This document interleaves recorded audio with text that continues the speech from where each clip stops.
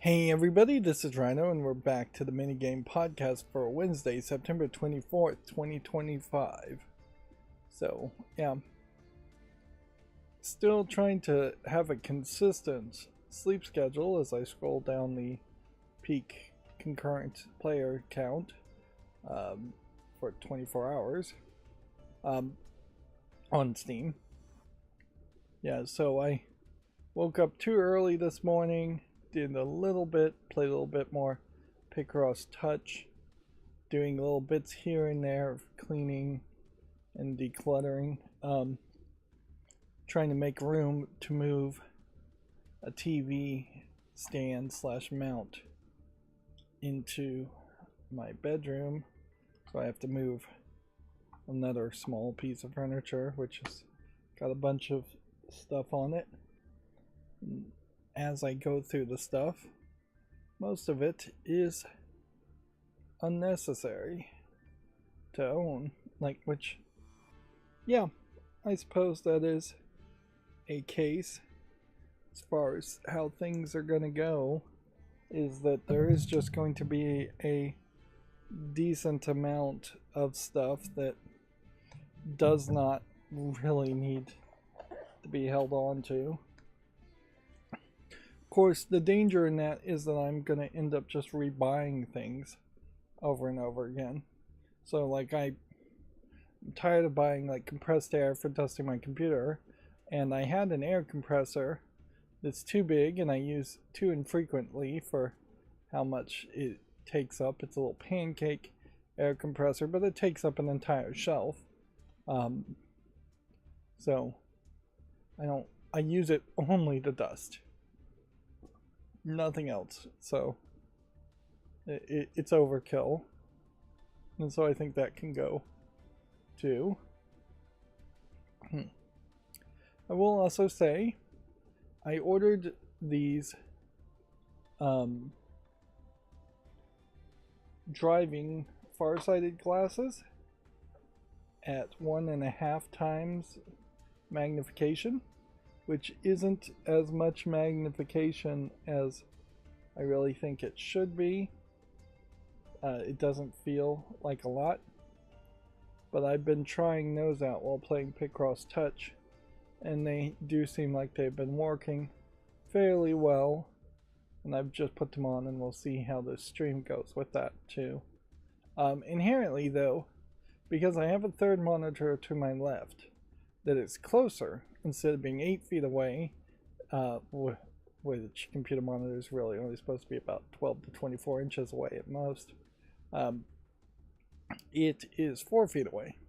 So it's designed for me to do just a momentary glance over and look at things. Well, the problem with that is these glasses, unlike real human eyeballs, don't account for that and don't readjust their focus. So now looking at my third monitor, everything is incredibly blurry unless I look at it for a fairly long amount of time, and then when I go back to the far-sighted things, then that takes an adjustment too.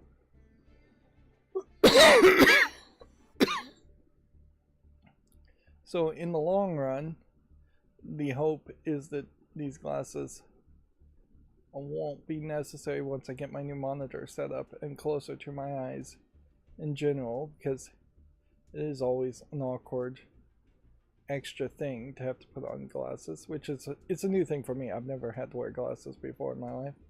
I still think I probably will keep these glasses for driving, and in fact there's a decent chance I will bump up from 1.5 magnification straight up to 3 times magnification, because yeah, I think I probably could do with the ability to see even further. And what's funny is I really wouldn't have described it as a blurry issue as much as just not getting the visual signal at all. When I've had trouble reading street signs from far distances, whereas wearing these glasses and looking up close it definitely is an out of focus issue. Maybe blurry still is the wrong term. And so I kind of think that phrase is the wrong phrase to use.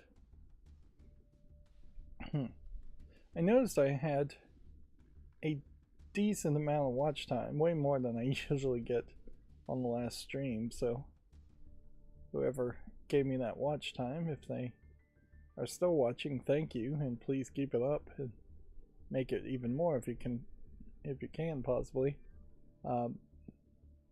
Overall on my channel, watch time still is a major factor. I would need 4 times as many watch time hours as I'm getting to be qualified for the YouTube Partner Program, which really is just enough to hope to get a few dollars here and there for tax purposes, really. I'm basically looking for earned income credits, effectively. But yeah.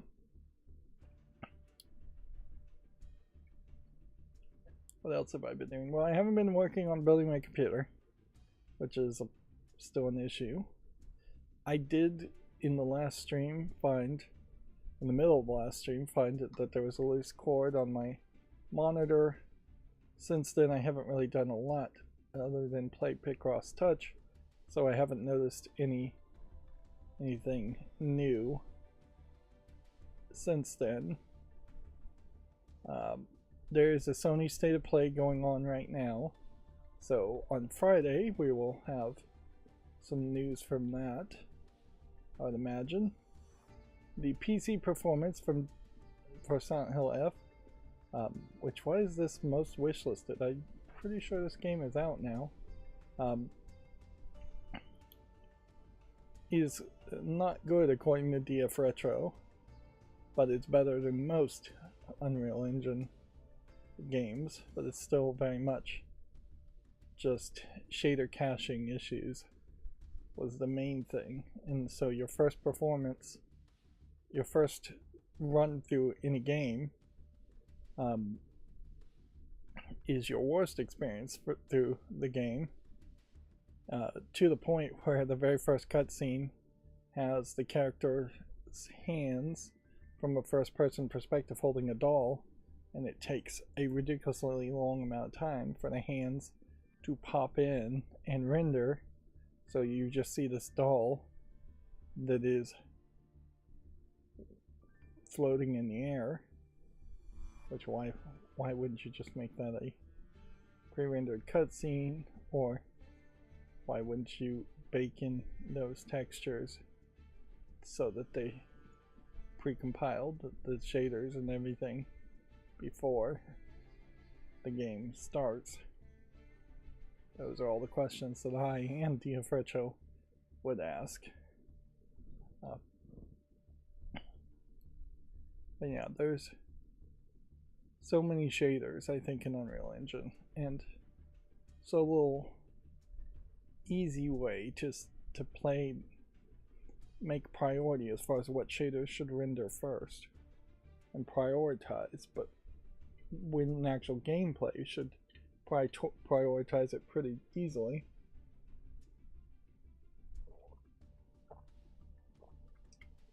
What it probably says is that by default games don't have like speedrun automated playthroughs happening. And I hate to use the word AI, but I can't help but think there will be some kind of automated, labeled as AI process that gets introduced where a game plays your video game while you're developing it, and as the AI plays your video game, it prioritizes which shaders should pop in based on when they appear first. Of course, you don't need to really automate that, you just need to log when shaders load in from your UI testers and your quality assurance testers, your game testers, and that would give you the same information.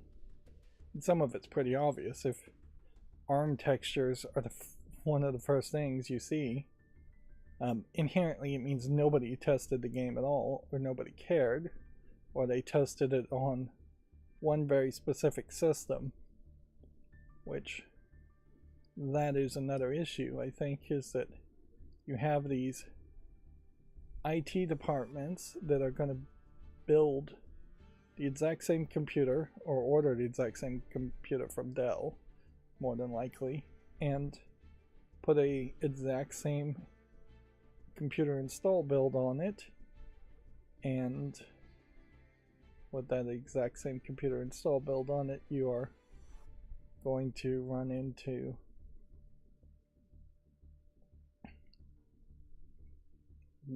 only issues with that same Windows install and that same computer build.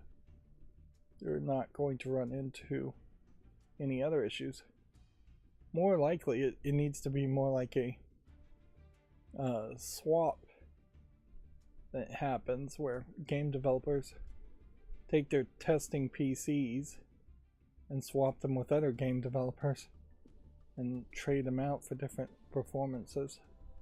Or, at the very least, there needs to be some standard builds. At the very least, there should be like an AMD build, an Intel build, an NVIDIA build, a AMD graphics card build. That would give you, in two combinations there, of either AMD Intel CPUs and AMD Intel GPUs, that would give you at least 4 very distinct different computers to build on and test on, and I don't think they're even doing that much.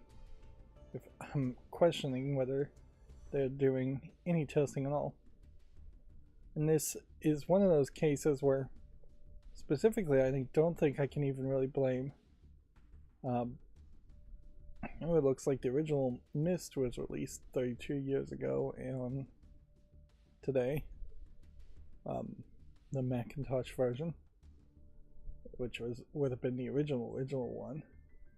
See if we can get some pictures of what that HyperCard programmed version looks like.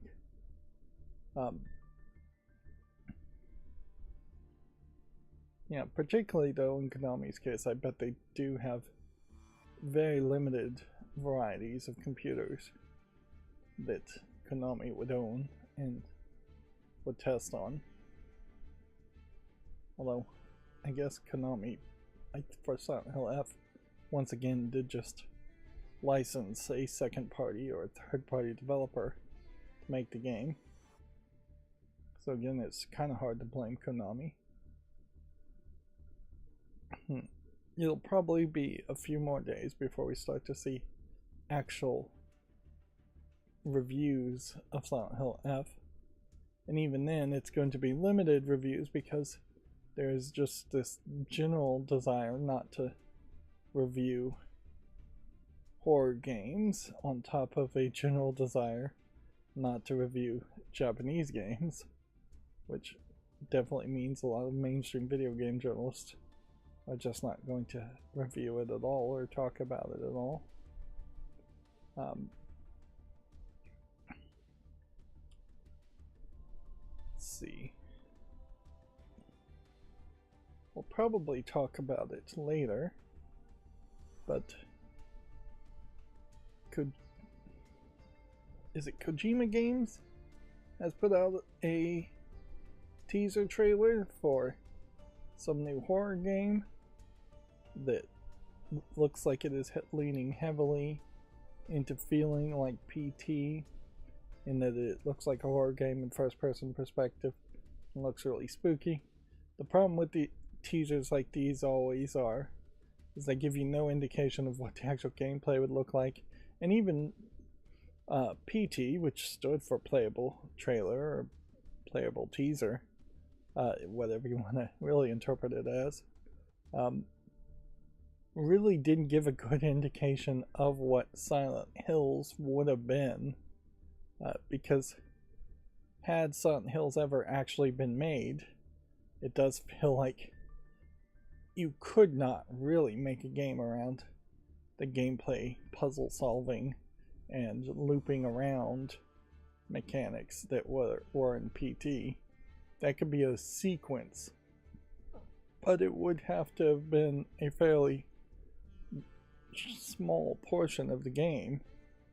And when you see the remakes of Silent Hill and Silent Hill F, there is much more of a traditional, you're going to have a weapon in your hand attacking monsters and then occasionally solving puzzles and wandering around a much larger area, and it is going to be less of a enclosed in, more personal feeling horror experience. In a funny way, I think Alan Wake might have done well if it was more like PT, just a really short game telling the story that Alan Wake 1 told, while getting rid of the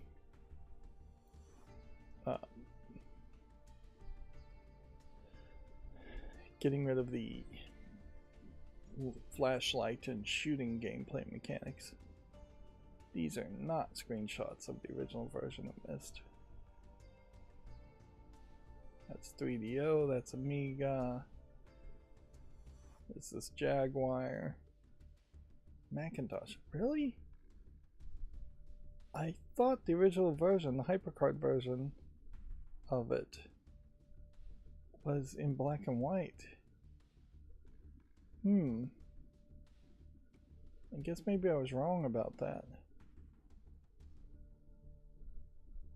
And in these thumbnail formats, the images don't look particularly too different, because they really wouldn't be that different. I could have sworn though that the original Macintosh version, which I'm pretty sure it was the originally Macintosh version, would have been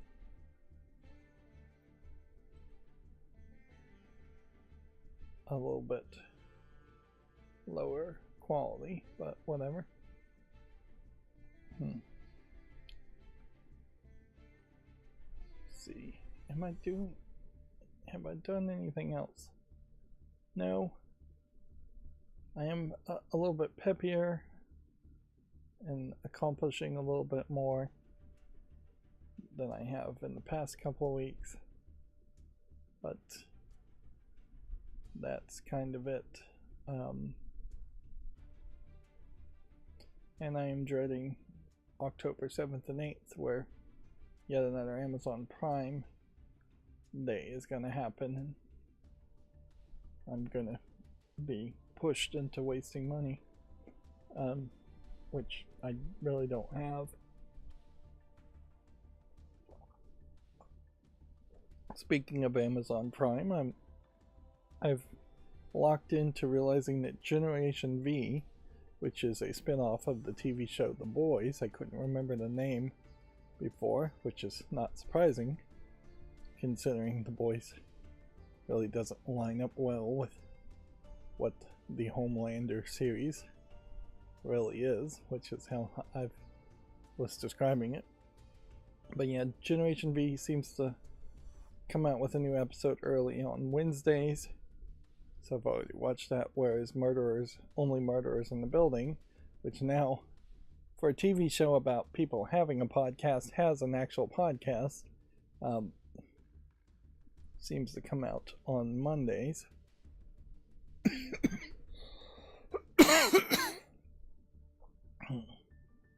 And yeah, I fell asleep watching a movie that I didn't really care about earlier today, as I was probably just being sleepy overall, and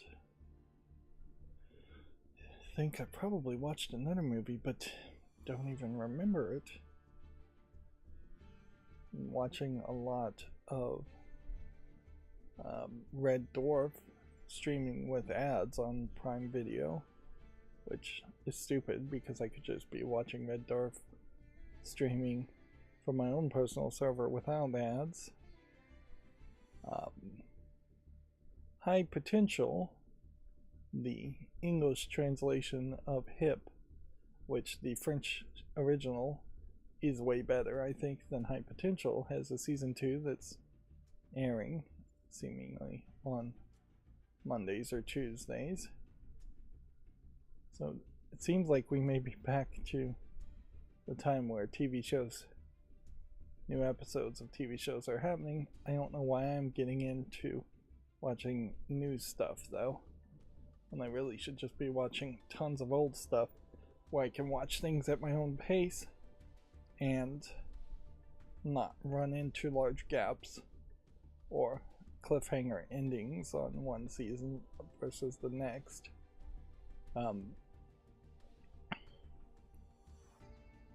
Yeah, it does feel like I've been doing something else. I've been playing a ton of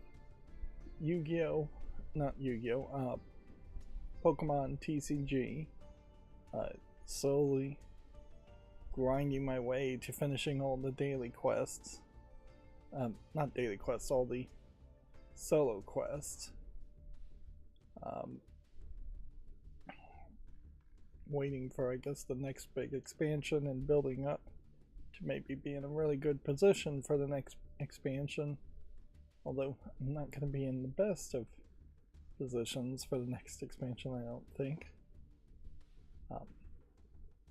Yeah, that game has really heated up now that the trading mechanic actually is usable, and I have, I think, almost all the cards in the Pokedex. Now, I don't think I have 2 of every card, and I don't think I have the shiniest versions of every card, nor do I think I'll ever really get that, but when the next expansion comes out, I might get all of those versions pretty quickly too.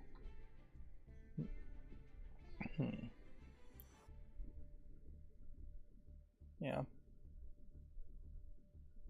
As I'm sorting and decluttering, I'm looking at pictures of myself and others, and when I was younger, boy did I have horrible acne. And all I see there is that dermatology either was in its infancy during that time, or more likely, my parents were slightly uncaring and very lazy, which I think is probably the case. Like, I definitely don't feel like you see anyone, any teenagers or otherwise, that have horrible acne as bad as it was on me. And I know that was a real problem, and inherently it was a problem that followed me for, I would say, at least a decade using Clearasil, and I'm not sure Clearasil ever actually worked, or maybe I just wasn't using it right, or I wasn't just washing my face often enough. Frankly, even as a male presenting person, I probably should have been wearing some very toned down makeup, which also would have helped. Like, normalizing both male presenting and female presenting or non-gender presenting kids to wear makeup can do incredibly good things for acne, because you're going to want to take the makeup off before you go to sleep, and to take the makeup off, you are then inherently washing your face more than once a day, and that may be all it really takes. But yeah, it definitely is something I don't think parents should just let slide, or just go, oh well, they're in the middle of puberty, or that just happens with teenagers. And unfortunately, I think that may be an attitude that's gonna grow in the near future, not shrink, as people are gonna chalk up acne and other things as just being that's what happens because they're lazy, because they can't afford healthcare or anything like that. There was probably several things I could have had more helpful diagnosis from and treatments from, as far as physical ailments, maybe even some mental ailments when I was a kid, and that doesn't really fly, and that didn't really happen. And I imagine that's true for many kids, particularly once they start getting into the teenager years. I'm sure there's plenty of parents that would never take their kids to a doctor at all if it weren't somewhat required by schools, which nowadays schools may not really require any kind of doctor's visits, because the schools aren't going to require, some schools aren't going to require the measles, mumps, rubella shots. Polio, I think, also is one of them. Those were your typical shots that were required by all students when I was in school, and they were shots that have been given for a long time, so nobody really questioned it too much. On top of playing Pokemon TCG Pocket, I'm still doing the daily quest with Memento Mori. There. On to yet another new event. So there's something still there. And I think I am taking a slight step further towards giving up on Modica, Magica, Magi, etc. as I can't really find the time or the will within me to push myself to move the main story forward in that game. And if I'm not moving the main story forward, and I'm not really reading the stories from the side quests, and I'm just doing the daily quests, I'm really not engaging with the game enough to even have a chance to enjoy it. Alright. Let's reload this. Well, this is interesting. The hardware survey now is not working. My Steam page blocked adult content will not let it work.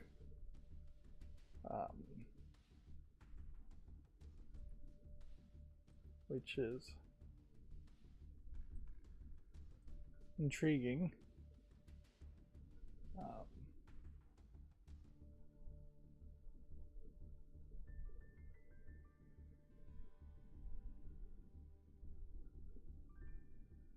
See, I don't know if I'm gonna have to toggle this off or what.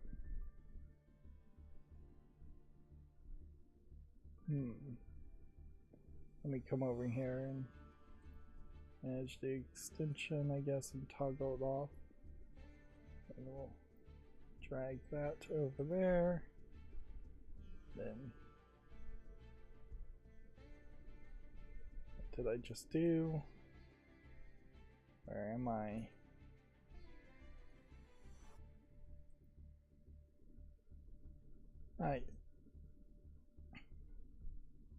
So, the thing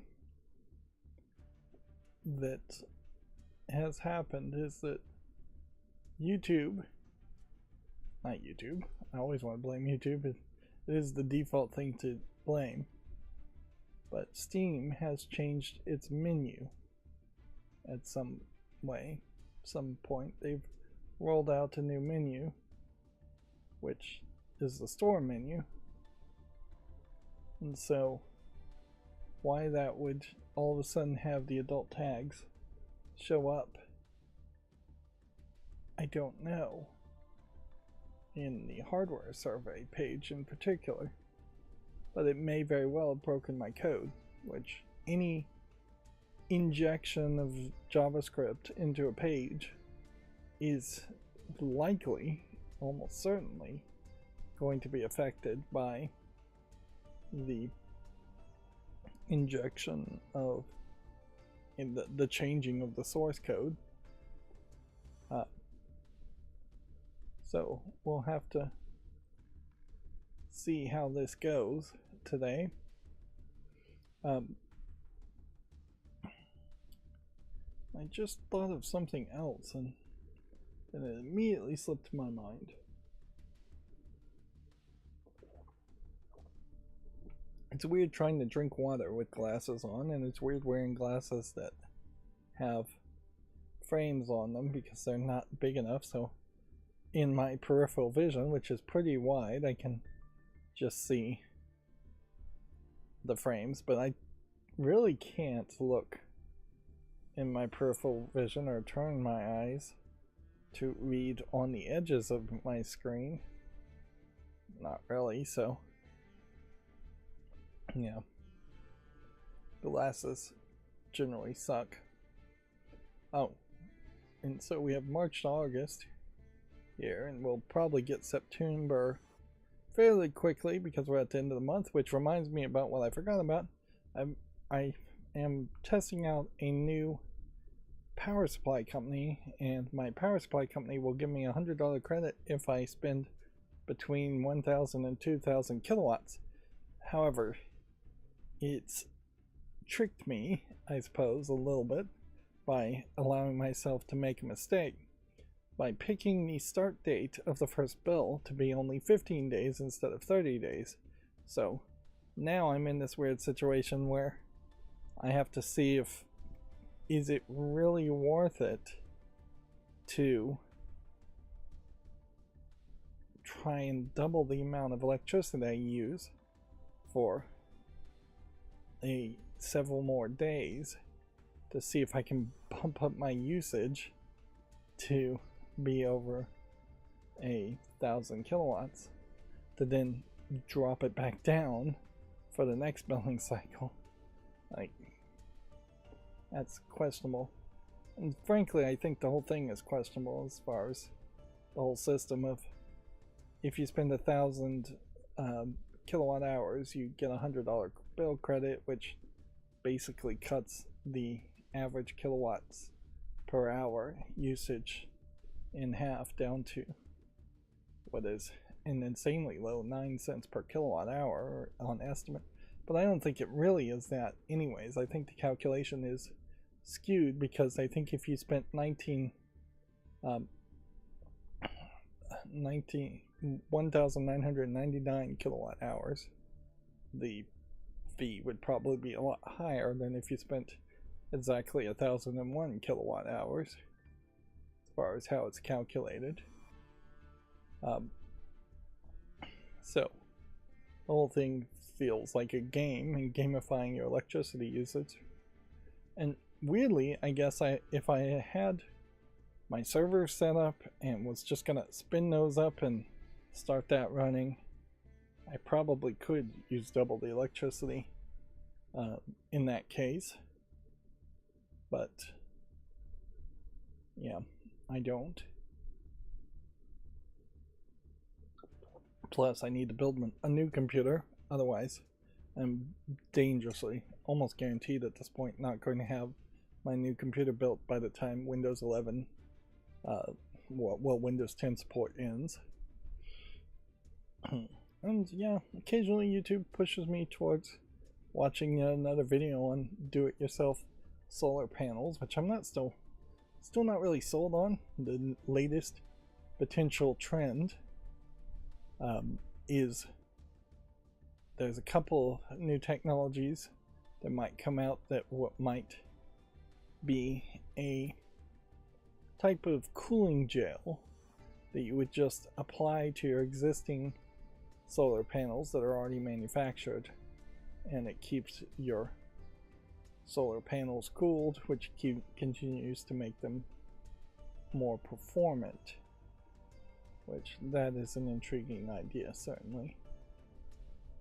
As far as Picross Touch goes, everything is going pretty well, but I do have a concern that I'm going to do all of the 10 by 10 puzzles in the next episode, and then the episode after that I'm going to start doing 15 by 15 puzzles and realize that the 15 by 15 puzzles are really hard and take 30 minutes to an hour to solve one puzzle, and there's like 187 of them, so there could just be a really long haul on playing Picross Touch, but we'll see.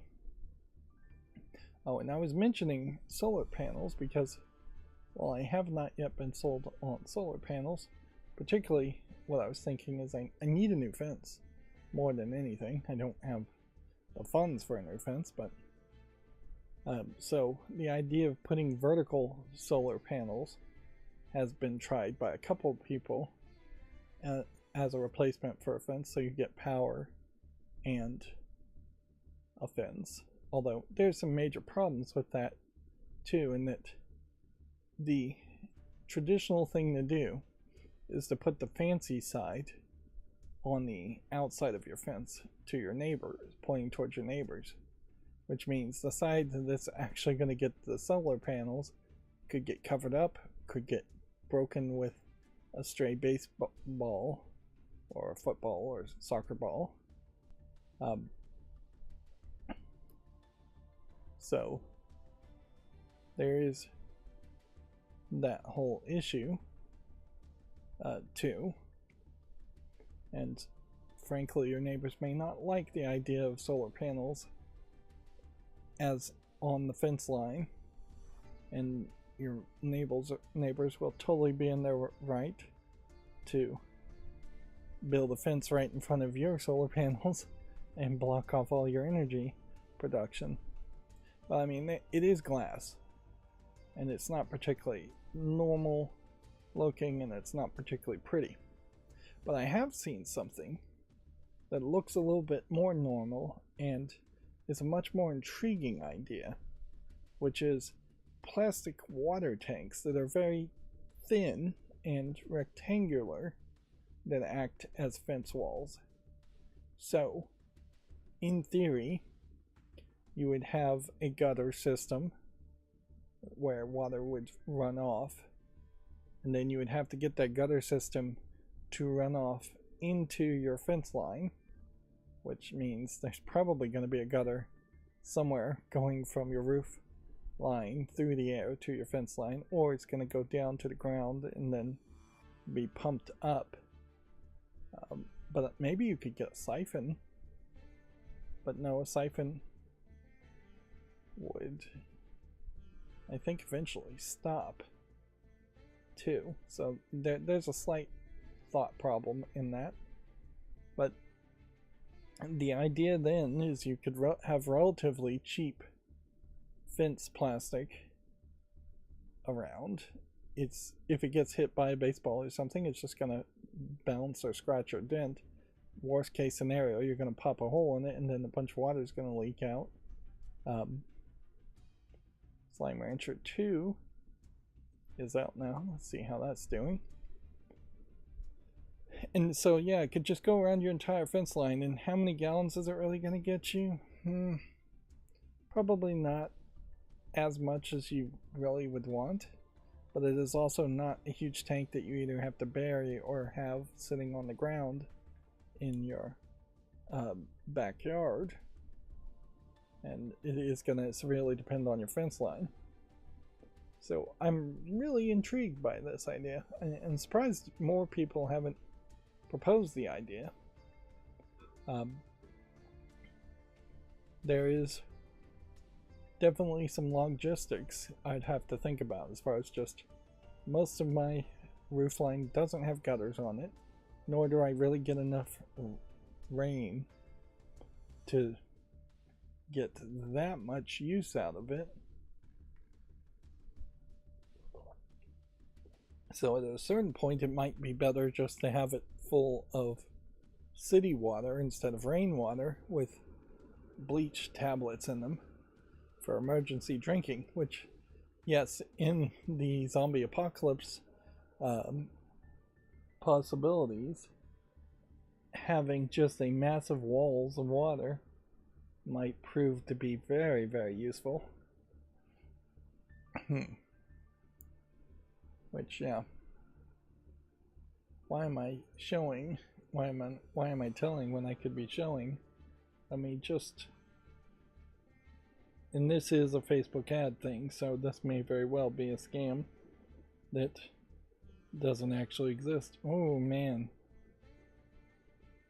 Boy, is it hard to look at my phone with these glasses on. Far-sighted glasses, driving glasses. Yeah. Do you want to make your life difficult? Nope, that is... didn't send over.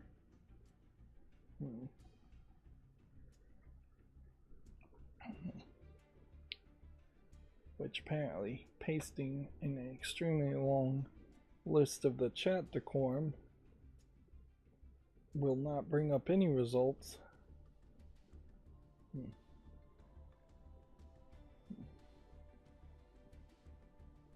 At all. It's too long of a search. Alright. So yeah, let me show this. They have, as a concept, slightly thicker ones, and you can see how the tubes are coming up to the top here to, I assume, filled out, and I would assume that there might be a cutout at spots where it comes out. And then there's these lines, which probably give it some rigidity, as this is just going to be plastic form. Who's to say about microplastics? One would hope there isn't a big issue there, but there probably is with any plastics.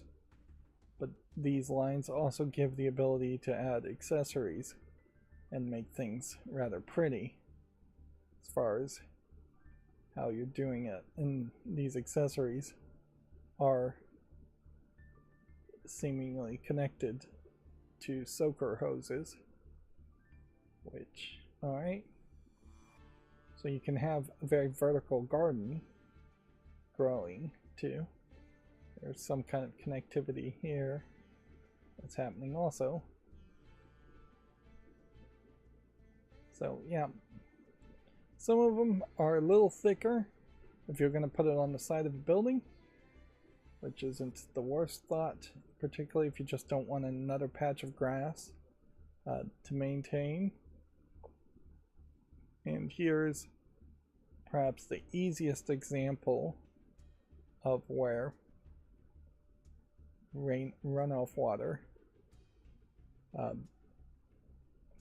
would happen. And it seems like the idea of the ridges is being used here to run soaker hoses too. But here's a thinner example, and this is really what you would want from a fence. You can see that the way this is designed is that you're putting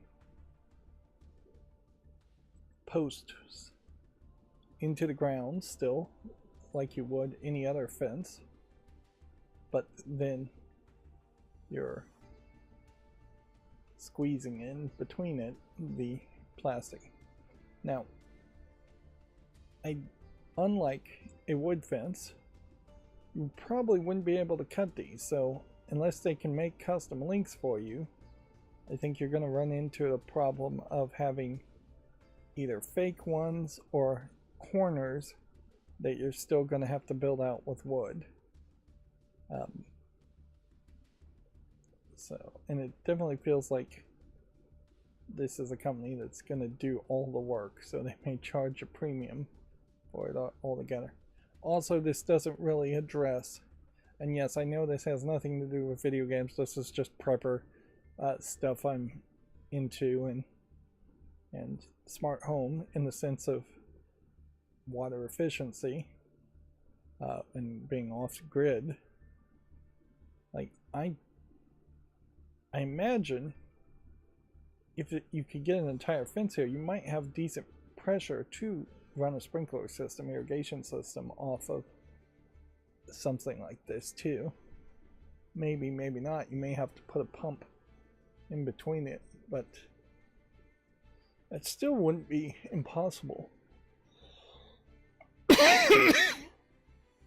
The ratio irrigation system I have has a whole system for that to run a 12-volt pump, I believe, to do that. But yeah, it doesn't address a fence either, as far as a fence gate is what I mean to say. So you might have a nice setup for your fences, but then you're gonna still need probably either an iron or a wooden fence gate, and fence probably would go wooden. There is probably a level of levelness that you need to do this. You can see that a lot of these are sitting on concrete, and so putting these on like tree stumps or putting these directly on the ground may not be acceptable at all. It's not the worst thing though for a fence to have some concrete. Here's a gravel example, and I think that's probably where it's going to go, is that you're going to have to lay down and trench out a place for gravel, and so it could be a lot more work in the prep work department, and almost certainly you're not getting much of a savings. $100 rebate offer is nothing really compared to using wood. Yeah, because something like this is going to have to be built and shipped in a smaller quantity versus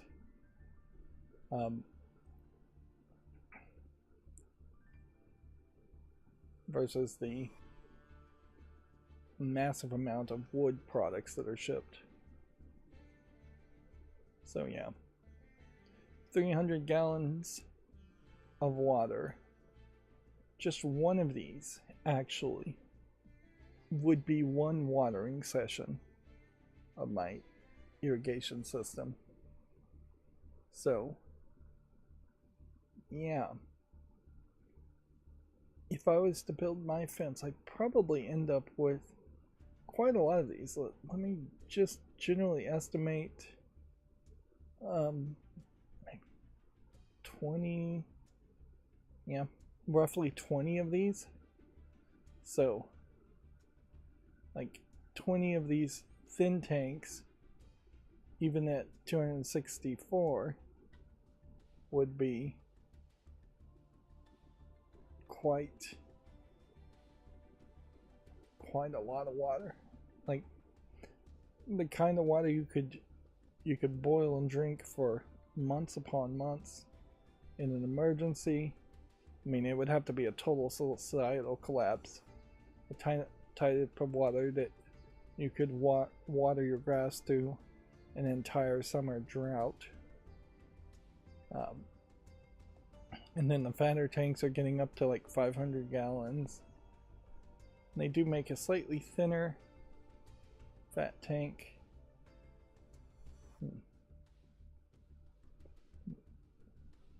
And then several different colors.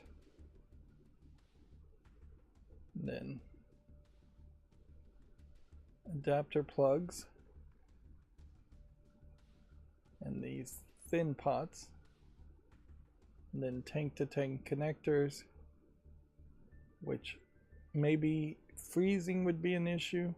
Expansion and freezing might be an issue, although with that much water it would have to be frozen, snowing outside for a long time. Not just a simple overnight freeze. Yeah. And it is interesting that you could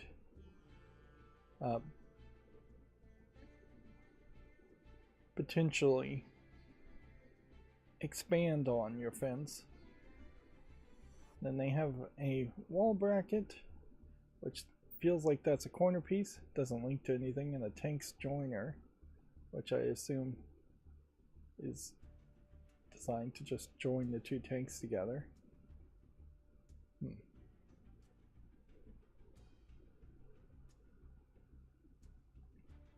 The one thing I haven't mentioned here, though, and this is, I think, probably brand new as a concept, if it is even real, is UV. That's going to be your danger there. That a fence like this, even being cooled by water in it, which it would probably hold up if it is almost always full of water very well to wind knocking it over, but UV radiation is going to potentially make plastic brittle very quickly, or at least make it not look as pretty as it should. I'm sure you might be able to flame polish it, but that's only going to help so much. So you might not have a 30-year fence in this concept. You might have a 15-year fence at most, which, if it's half the cost, which I don't think it would be, of building a wood fence, but lasts half the amount of time, then it's really going to be the same cost. And so it does then bring about a question about just how desperate would you really want that extra water. Although it's not a terrible thought. If you had a well and you were just pumping water out of that well non-stop, it might be a very good use. Anyways, I think that's more than enough rambling as far as what's going on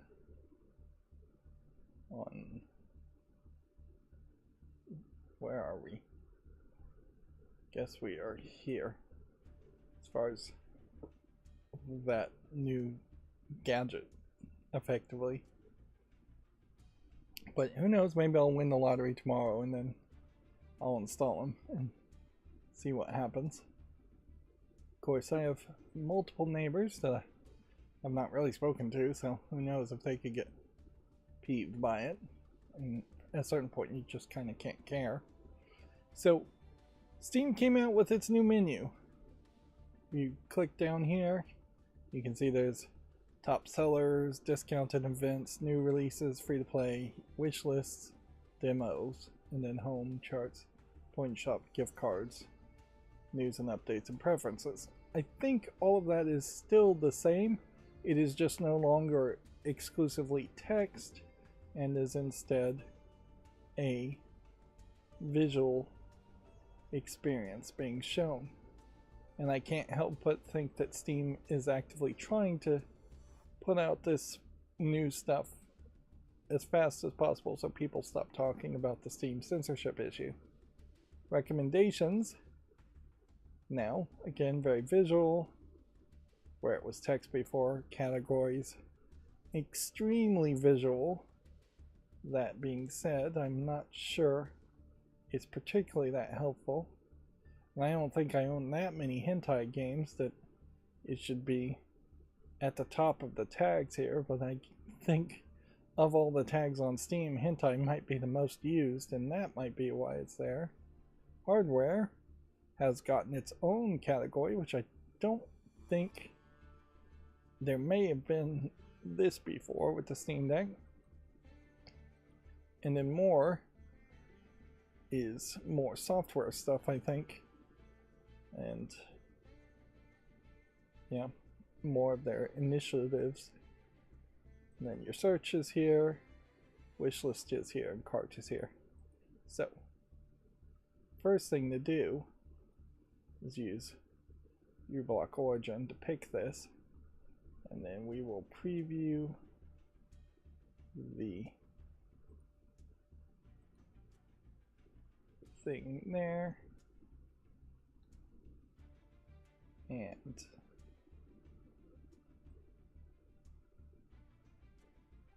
let's see. I think that works. So we'll just create that. So that we'll get rid of that, just so it's visually more easy to see things. It's like hide lots of content for presentation reasons. But yeah, it's nice to see them doing something. This is a weird animation for Dead by Daylight, considering how it's not anywhere close to what the game actually looks like. And again, I think the blue on Steam is just increasingly being shifted towards darker. Eventually Steam is just going to be in a dark mode with black backgrounds, but it seems like they are boiling the frog extremely slowly, and it may be 10 or 25 years before that happens. And even if it does happen, I feel like there is always a possibility that somebody new comes in and makes some changes. Steam Deck is on sale until October 6th. A new LCD 256 model is 20% off, which I would suspect that means they're clearancing it out because they are not really wanting to pay to source those parts, or they are having trouble sourcing those parts. Made in New Zealand sale is going on, 90% off. I don't know how many games are actually made in New Zealand, and frankly I am not in the budgetary mood to buy any games. I have 2 games in my cart right now that I should get, but should is a relative term, and probably the wrong word to be using. This Megabonk does seem like it's fairly popular, at least for a few days. Slime Rancher 2. We'll look at that. House of Tesla is a hidden object game. Interesting to see a hidden object game at the top of the new and trending list. Yeah. So 20% off for this Steam Deck in particular. Yeah, Silent Hill F. The Steam Deck game, the Steam Deck hardware is back at the top of this list, beating out Borderlands 4 and Silent Hill F, and Dying Light the Beast, and Sonic Racing Crossworlds.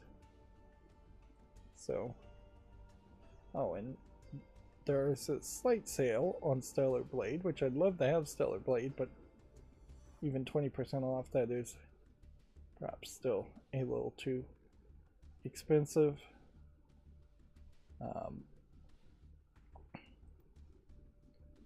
And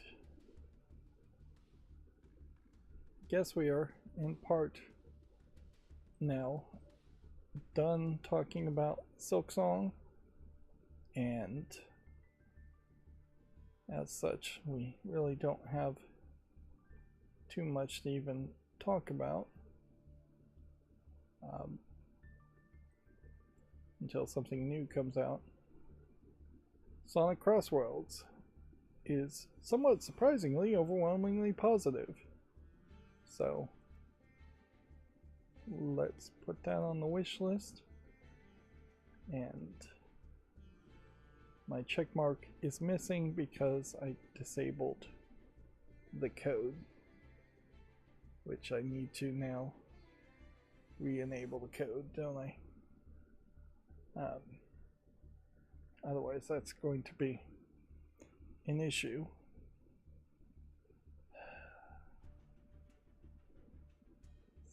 Add-on manager, enable. Oh no, that freaking reset it on every single page. Wow, that is going to give me a convenient excuse to take a bathroom break, which I was going to do anyways. But every single page just on Steam refreshed. So I need to quickly figure out if that's going to work or not. And I don't think I can quickly figure out if that is going to work or not. So instead, I think what we'll do is we'll show that the check mark is back and this page isn't prompting any adult content because it doesn't have any of the adult tags. That would be a problem. So that seems like that is going to work. I guess I have to make a question here as far as do I want to ever run into my bathroom with wearing these glasses?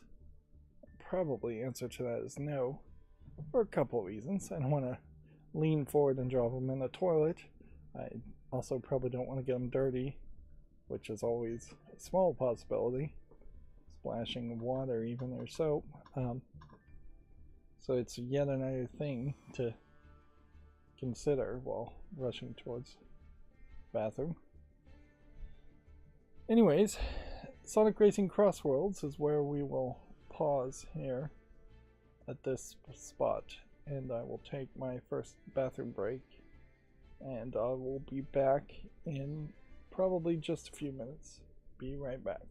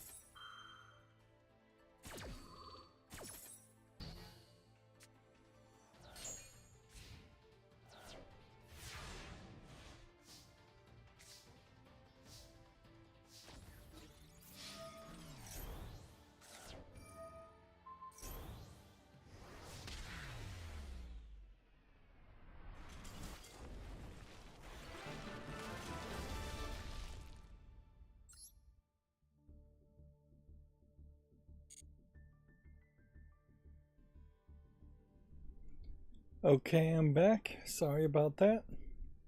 I noticed as Yu-Gi-Oh was playing there that the keyboard inputs for my Xbox controller were popped up. As I'm moving things around, I moved my Xbox controller and put it face down on the ground. Speaking of also on the ground, I knocked these glasses immediately on the ground, so I'm pretty sure I'm going to need a microfiber cloth just handy at all times to clean the glasses off, and I'm probably going to drop them on the ground quite a bit since I tend to drop everything on the ground. Anyways, video games. Let's see. My guess here is we might have this whole new situation now where things are going to be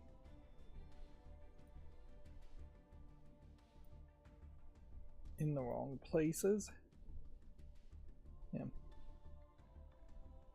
It seems like with the new menu they have put extra spacing and extra margin at the top here. And unless I can find those parts,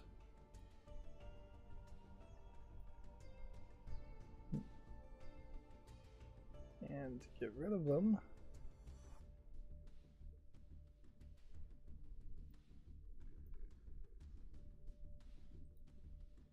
I think we're gonna need to make some kind of adjustments, and I don't think there's any more adjustments I can really make.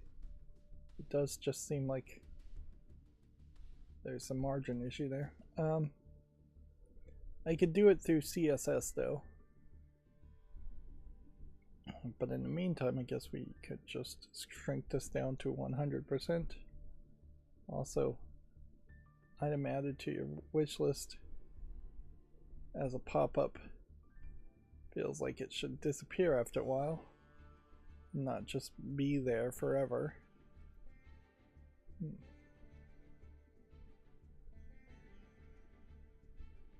Alright. So yeah, you have an issue here in that either I'm going to end up needing to scroll down, which my middle mouse wheel scrolls down 3 lines, not 1. So cannot perfectly scroll down with the mouse wheel button. Or I'm going to just have to have everything smaller with more margin on the end, which I really shouldn't mess with this too much because I am supposedly building a whole new computer, and with building a whole new computer we're going to shrink all of this into verticality anyways and have a vertical and widescreen dual stream going on. I am shocked to see 98% positive of Sonic Racing Crossworlds. I would have expected a lot more. I don't know why Grandvier is even here. Let's see. And then there was this anniversary for Spell Collective, which seems to be a collection of games that I don't recognize at all. Not a single one of them. I can't help but feel like wearing these far-sighted glasses doesn't really help in this scenario, because I have already adjusted everything that would have been small in most of this presentation to be much larger, not only for my own personal benefit but for the viewer's benefit. And so I feel like I'm now just wearing glasses that have streaks on them after wearing them 3 times. And really only adjusting it slightly as far as reading really small text like that, which I really wouldn't have a problem reading that anyways. So I'm gonna shift my glasses upward, and immediately that feels like that is straining my eyes less. And I can't help but wonder if, since these are just over-the-counter glasses, if I am not just making my eyesight worse in some way by wearing them at all. Although, I might actually be making them better, too. The 505 Games publisher sale as Death Stranding. I still can't find any justification to play Death Stranding 1 or 2 just because of its crazy gameplay mechanic, and that too fills into my concern as far as what this new trailer that Kojima Productions has put out is feeding into. Is we have to remember that the trailers and teaser trailers for Death Stranding 1 also heavily showed cutscenes and stuff that was in no way close to what the actual gameplay mechanic was, which was you wandering around as a courier shipping parcels and packages in a post-apocalypse. Which, yeah, I definitely am of the opinion that Kojima Productions is going to either succeed or fail by its next couple of games based on its gameplay mechanics, because the gimmick is going to get old. You can make a very, very pretty game 1 or 2 times, with Death Stranding sequel giving you a little bit more of slack, but there is quickly going to become this case where Bloodstained Scarlet Engagement. Oh yeah, I forgot that that was announced. That was one of those announcements that was in the middle of the Summer Game Fest, I think, where tons of stuff were being announced at the same time. But yeah, Kojima has maybe 2 more games in them as far as Kojima Productions that have to, one of which has to have a good gameplay mechanic. Otherwise, people are going to stop buying them. And yeah, it definitely feels like Kojima wants to be more of a movie producer and a Hollywood type person. Which, speaking of somebody who wanted to be a Hollywood type person, Freddie Wong of Rocket Jump fame, a early successful YouTube channel, has failed in Hollywood and come back to his YouTube channel after 3 years, hoping people will fund his next indie movie production, for lack of a better description. I never was super into Freddie Wong. I didn't even know who he was when he was big and popular. I did get into Video Game High School years after it had come out, and I did enjoy the concept, certainly. But his later stuff didn't really catch my attention. And yeah, I don't think he succeeded in doing anything in Hollywood. And yeah, he almost certainly failed miserably by stopping making content on Rocket Jump and just giving up on it, when really what he should have done is turned it more into a blog thing, turn it into something like Good Mythical Morning or something where it's perhaps highly polished with low effort content, which Good Mythical Morning definitely is that at this point. And not that he needs to make like 2 or 3 episodes a day, but he could have once a month done something just to keep people subscribed and watching and keep I assume YouTube monetization up high enough that it would matter to him. And perhaps it has nothing really to do with YouTube monetization in his case as much as it is just maintaining your fan base. Which, yeah, if you're going to abandon what made you famous, abandon your fans effectively, you really can't ever come back to them, and it is an incredibly bad play to abandon your fan base. The only reason you might do that is if it was just major cancel culture or toxicity amongst your fan base, at which point you just have to get out of the business completely. And he never really got out of the business completely. He wanted to be making films and videos still. Yeah, most of these New Zealand games I don't recognize. To no surprise. Slime Rancher 2 is rated very positively and doesn't have a check mark next to it for some reason, even though it is on my wish list, which doesn't make any sense either. So I'll make another YouTube short around it, I guess. Guess I'm gonna drag that one over that way.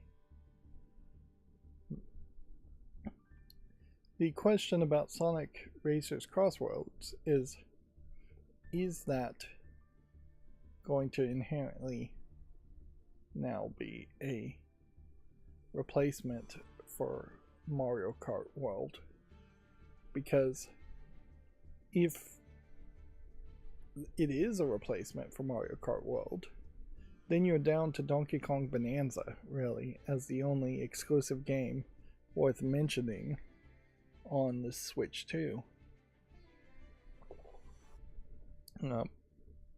Which, yeah, Mario Kart World not really knocking people's socks off.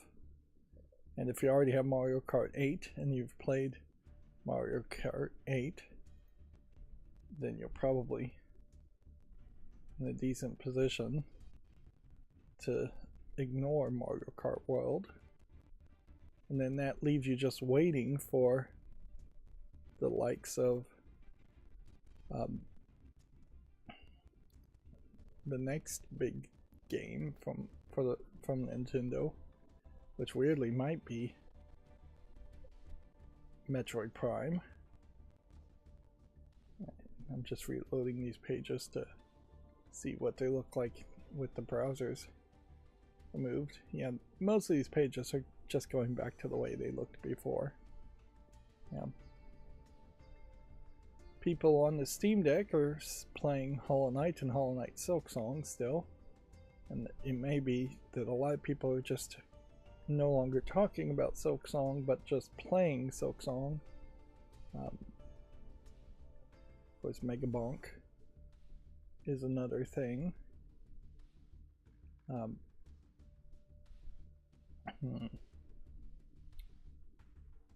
Dying Light the Beast may also be another thing. So we are into the time frame where games are coming out, but we're right at the beginning of that time frame. Oh, Witch in the Woods. What is that? I don't recognize that. Assassin's Creed Shadows is new to the chart on the Steam Deck. Is that because there's been some new improvements on its performance? I think that may be the case. I guess people are still playing Schedule 1 too. And then the first chapter of Trails of the Sky is gaining some extra success, more than it really deserves, I would imagine. And then what do we have here? Some kind of player versus player parkour platforming game, I think. And then Sora no Kisekai the first, which is not just the Japanese version of Trails of the Sky, first chapter.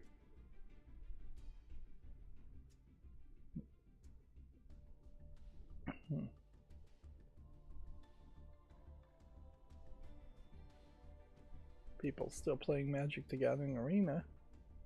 In Factorio also. Little Witch in the Woods. Rated very positively. Pixel graphics. Exploration game. Single player. Interesting. So this one's not even made it to my fall list, but I'm gonna just jump the fall list and put this on my wish list. It seems like there's something exciting about that. Alright, and that's gonna bring us to the Video Games Chronicle news now. I'm getting dents on my forehead from the nose guard, from the bridge of the glasses as I turn the glasses upward. And yeah.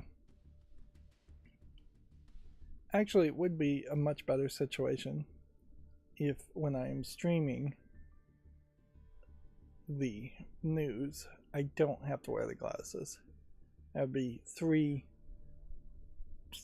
hour to 4 hour to 5 hour streams where I'm not wearing them, and then only in cases when I'm playing specific games with tiny text will it be an issue. And honestly, it will only be an issue for a brief few weeks at most if I get my butt in gear and bring in this new TV mount, which is on wheels, which will bring the TV much closer to me. Inherently, I think what I'm going to end up doing is just moving it in front of me whenever I stream and then moving it out of the way. Honestly, I probably should just reorient my entire room and have my computer, instead of going across the room where I have a chair backing up to a wall and TVs on the other side of another wall across the room, it should just have a monitor and a computer desk, which I already have, in a corner, and just sit in a corner while playing. And maybe I'll put the computers across the room still, but mostly still try to have the monitor and chair in a corner. Which at some point, if I got really good at this and rearranging furniture, I might have more free space than what I actually know to do with. Which probably wouldn't be a big issue. Anyways, we were going through Video Games Chronicles articles and I got off on a tangent there. Pragmata gets a new gameplay trailer, but still no release date. Do I even really want to watch more gameplay from Pragmata? Let's jump 50 seconds in. Alright. So, it seems to me what I've seen so far doesn't feel particularly interesting to me. This half hacking and shooting gameplay mechanic feels like a gimmick to me.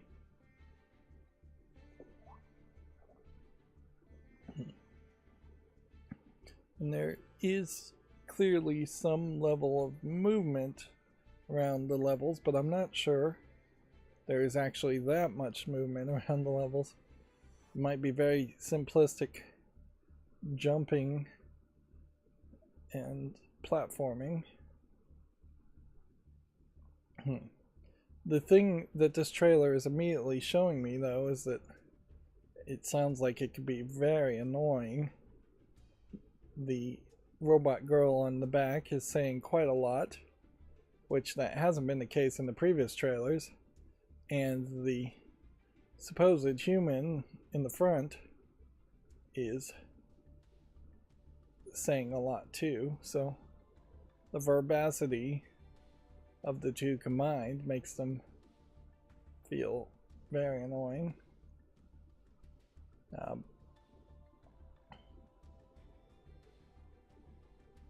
Yeah, I can't help but feel that this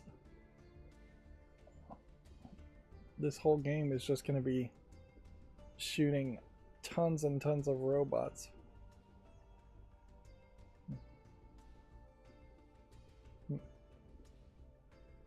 Yeah.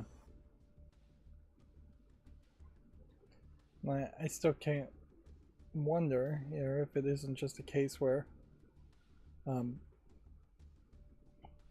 Capcom has no idea how to make modern games, and they are desperately trying to relearn how to make modern games on a new engine through this process. And it really does have kind of a vibe of a Silent Hills or Perfect Dark type game that will just be in development hell and then eventually get canceled or get released in this tiny form of a 5-hour experience. Frankly, for what the game is showing me in the trailer so far, I really wouldn't want it to be a 60-hour experience. It does just feel like it would be incredibly grindy. Sony's State of Play was happening, or is happening, right now, or when I started streaming, so none of that news is going to be out yet. The latest Mario Kart World update makes tracking its open world collectibles easier. Mario Kart World's version 1.3.0 patch is out now. The kid I gave a Steam Deck to, his parent got, I suppose, a decent deal. No, he really didn't get any deal at all, and bought a Switch 2 on day one, but is not giving it to the kid until he does a massive amount of chores to earn it. Basically the full price of the Switch 2, which is a lot of money, certainly. And I can't help but wonder if the kid, now having a Steam Deck, won't really care too much about having a Switch 2. He probably still will, but he is really blessed with choice at this point, where I think it would be logical for all of his games, except for Nintendo exclusives, to be on the Steam Deck and the Steam account, instead of trying to get any games on the Switch 2. But I know the kid is also a fan of Pokemon, so Pokemon will play a role there, more than even Mario will be. But I haven't actually heard him say anything about XY. But I don't talk to the kid that much either, so yeah. Plus, he's a kid, so whatever his friends are into at the moment changes very rapidly, and certainly that's fairly normal. Moving on, Metaphor ReFantasio crowned the best game at the Japan Game Awards. Clair Obscur and Nintendo Switch were also winners. Yeah. Now, are the Japan Game Awards shown anywhere? I don't think so. If they are, they're probably in Japanese, and that's why I don't ever see any of it. I wouldn't be surprised if it is just a case where it is not filmed. And is it in any way associated with Tokyo Game Show, like it happens on the first night of Tokyo Game Show or something like that? I'm not sure. It might be that the Japan Game Awards is a direct competitor to the Tokyo Game Show, because you'd think it would be called the TGS Awards otherwise. So we can see what things won awards, and they're all pretty good games. They tend to feel heavy in the category of RPG, Japanese RPG styles in particular. A special award here was given to the PlayStation Store. I would like to hear the justification for that. And then a special award was given to the Switch 2. So, seems like they are probably kowtowing to Nintendo and Sony there. No need, obviously, in Japan to give any special awards to Xbox or Microsoft. Yakuza 0 Director's Cut, Yakuza Kiwami, and Yakuza Kiwami 2 are coming to the PS5 and Xbox Series X and S. Which, interesting that the PS4 is not being included, but I guess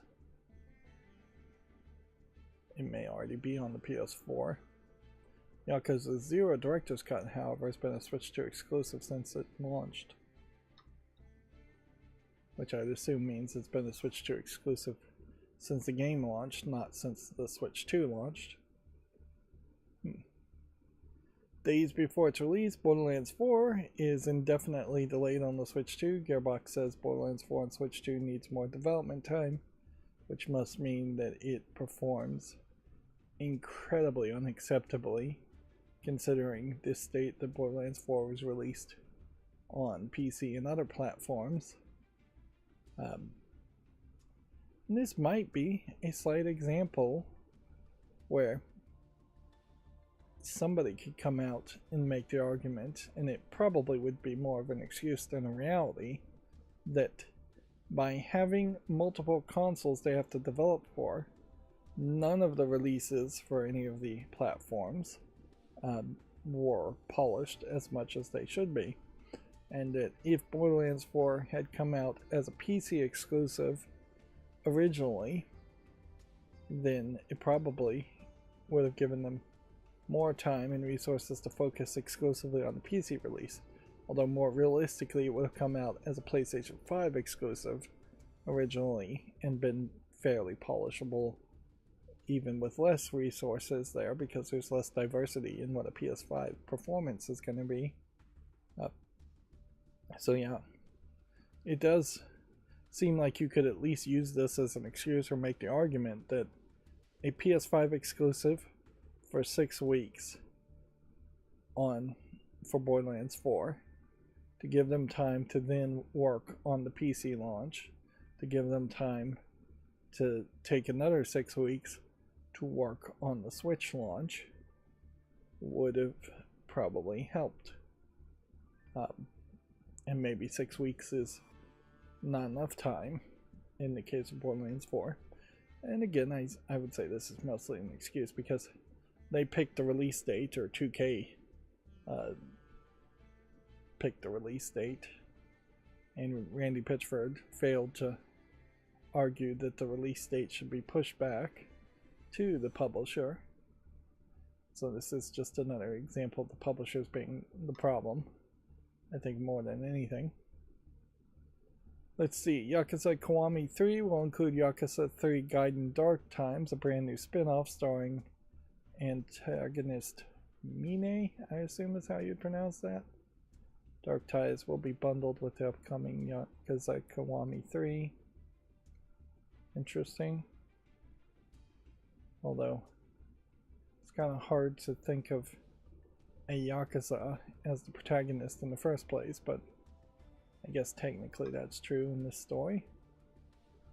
Let's see, Yakuza Kiwami 3, a remake of Yakuza 3, has been officially announced. The remake was expected after it briefly appeared on listings last week. So, they definitely are trying to do a lot in the sense of getting people to play the Yakuza series, or replay the Yakuza series. Annapurna Interactive marks its Tokyo Game Show debut by announcing 3 new games. Detopia, People of Note, and Demi and the Fractured Dream all appeared during its digital showcase. I assume this is Demi and the Fractured Dream. This would be People of Note, which looks like it might be a music game. And I would have to assume that this is Detopia. And the screenshots are all still a mess. Maybe I should work on that. when I build my new computer too, as far as how the page is all out of order on Video Games Chronicles whenever they do a screenshot gallery. Lots and lots of work, very little of which is getting done. 35-minute PlayStation State of Play confirmed. It's happening now, or has happened now. And we'll talk about whatever got announced, which probably isn't too much anyways.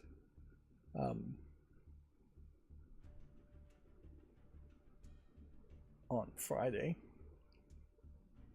PlayStation trophies will now unlock the ability to purchase real-life merchandise of some franchises. A t-shirt and pin are already available, so now it is trying to be a case where trophies have some more level of prestige, where they basically have none now, in that you can buy something to show off, buy garbage to show off. Undoubtedly, the removal of the de minimis exception in tariffs is going to wreck this kind of collectible garbage, in that the price is just going to be incredibly high and people are not going to be willing to pay for it, which for the most part people have not been willing to pay for things. Increasingly, you see, if somebody does have some fandom for a video game in particular, you're getting Lego sets around that, or you're getting D plates around it, posters, things like that. You're not getting pins and t-shirts as much. And figurines never really were that popular in the West. But I think overall, collectibles have disappeared and lost their value, which they never really had much of a value in the first place. It is weird to tie it behind a trophy, but I guess that also helps poachers prevent poaching a little bit, but it perhaps hurts collectors who spend more time collecting than they do actually playing. In a weird way, it kind of hurts Sony, because then you're hitting the Sony servers more often just to play the game, just to unlock a purchasable ability. Sadly, though, I think this gimmick is going to kind of work. You are going to get a few more sales of these products than if it was just available for anyone to purchase. Yeah. Let's see. Pokemon trading card game Pocket Art Gallery is coming to Rome. Both events will celebrate 1 year of the Pokemon TCG Pocket. Well, this isn't much of a presentation here. It looks like it is just a little display piece with 4 cards, which I'm not even sure if all 4 of those cards are the unique art. This one is, with the swirl around the edge. That was the first one that was unique to Pokemon TCG Pocket, but this Mew EX here art probably has existed in other forms, and this, what is it, Gloomish or Gloom, probably exists in other forms, and this one might have a swirl around it too. It's hard to even tell for this Venusaur, and it's very possible that this art has existed in other forms and the border is just different. In Pokemon TCG, when you first collect this card, you zoom in and you see the animation. You never see that animation again unless you go through a lot of hoops to see it. You don't see it while you're playing the card. So most of the visual flash of Pokemon TCG Pocket is useless.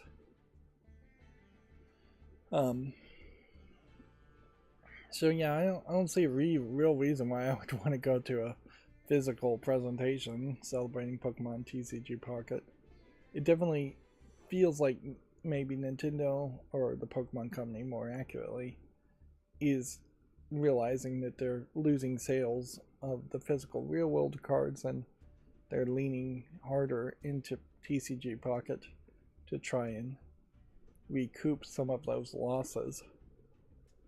Eventually, I would imagine all card games are going to be digital like this, and there's going to be very difficult ways to get physical prints of the game. This is the one example where if you own the card in the digital game, you should be able to pay to have it printed in the real world and mailed to you.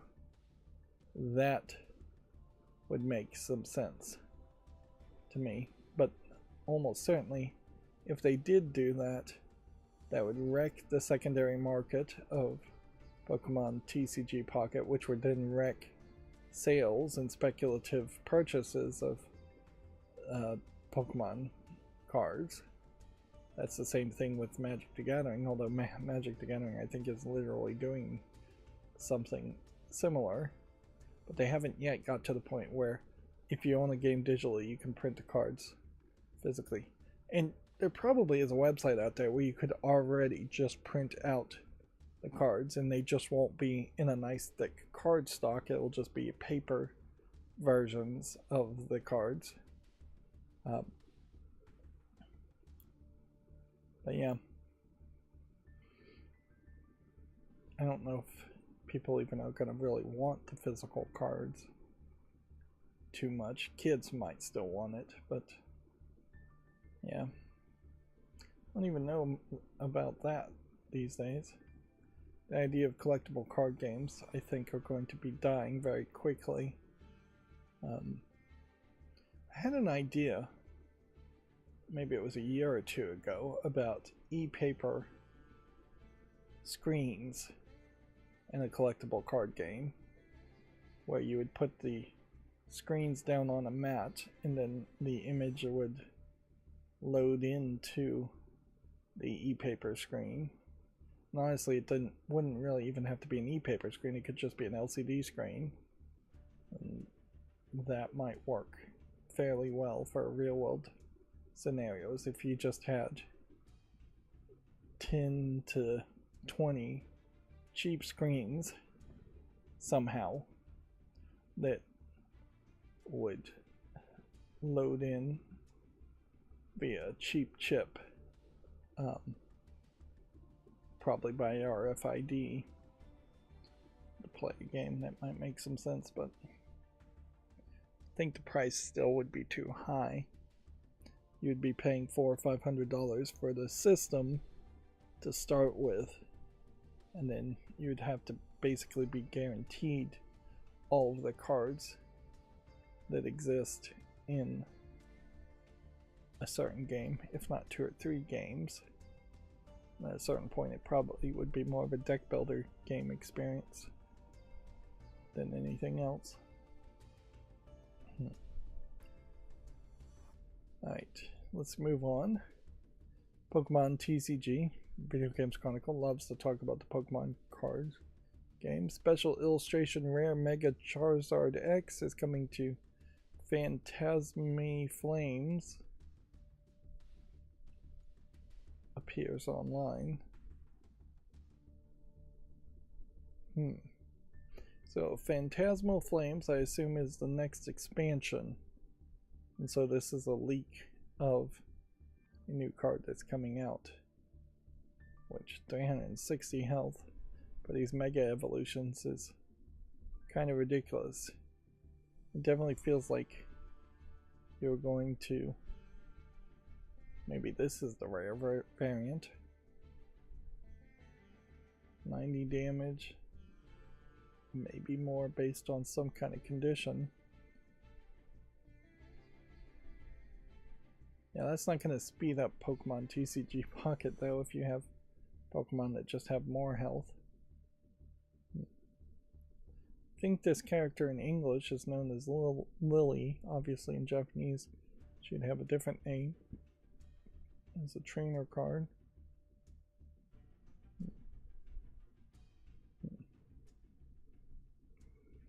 But yeah. The one thing Pokemon TCG Pocket is not doing is getting me hyped and excited for new expansions in the Pokemon trading card game, because I don't mostly recognize very few of the new Pokemon, and new expansions barely change the game and are slow to come to the TCG Pocket. They may be years and years behind as far as expansions are going. So I may have a complete Pokedex of Pokemon cards from years ago, which really still won't mean anything. The Game Developers Conference is rebranding as GDC Festival of Gaming. The next show takes place in San Francisco, California from March 9th until March 13th. Seems weird that they're rebranding that way, but it does imply to me that they want to less emphasize the idea of it being a conference where game programmers go to talk to other gamers, game programmers, and they more want to emphasize fans showing up, which many would argue is what killed E3 too, is that all of a sudden they just let normal people in, and as normal people in, it became more commercialized and more greedy and lost its soul, E3, until it wasn't really worth going there as a game developer to present your game, particularly if you're a small indie game developer. But maybe I'm thinking of it backwards, and maybe small indie developers already are deciding that it's not worth going to GDC. Speaking of someone who isn't a game developer anymore, I did notice that, what is his name? American McGee put out yet another video on his channel after a long, roughly year's worth of silence. Once again promoting his Plushie Dreadfuls products that his wife runs a business for. So he is, perhaps I would label it as, getting back on the grift. Yeah, it's not worth clicking on that to see, particularly since it's a Blue Sky tweet where he's promoting his wife's plushies, which that in itself isn't the grifty part. The grifty part is that he is using a fandom who would still possibly be obsessed with the American McGee games, Alice and Alice Madness Returns in particular, to promote something fairly different that's not a video game. But I also can't really blame somebody for promoting their wife's product lines. If you have a YouTube following, it is kind of ridiculous to do nothing with it and just go completely silent. Kojima Productions and Niantic Spatial are working on an augmented reality project. The new project invites player to move beyond the screen. Interesting. Let's see what this trailer looks like. If it's one thing that's probably worth looking at is a Kojima trailer, because we know it's going to be weird, to say the least. Now, Niantic at one time was the company that was working on Pokemon Go and the predecessor to Pokemon Go, but Niantic Spatial may be a spin-off company or a different group of people. And frankly, I'm not sure that Niantic of today isn't really a different group of people than what made Pokemon Go. And I definitely am sending way too much praises on Pokemon Go for what it really is, which is just mostly a bit of spyware that tracks people and sells that tracking data to advertisement agencies. From this trailer, it looks like you're going to have to be wearing some kind of augmented glasses to really engage with it. But they also showed people using their phone. There's music playing in the background, and this is all artsy fartsy, but what is the game really showing you? It's you're doing extremely basic augmented reality stuff. You're seeing things that aren't there, which we used to call delusional. Now we call augmented reality if a computer is involved.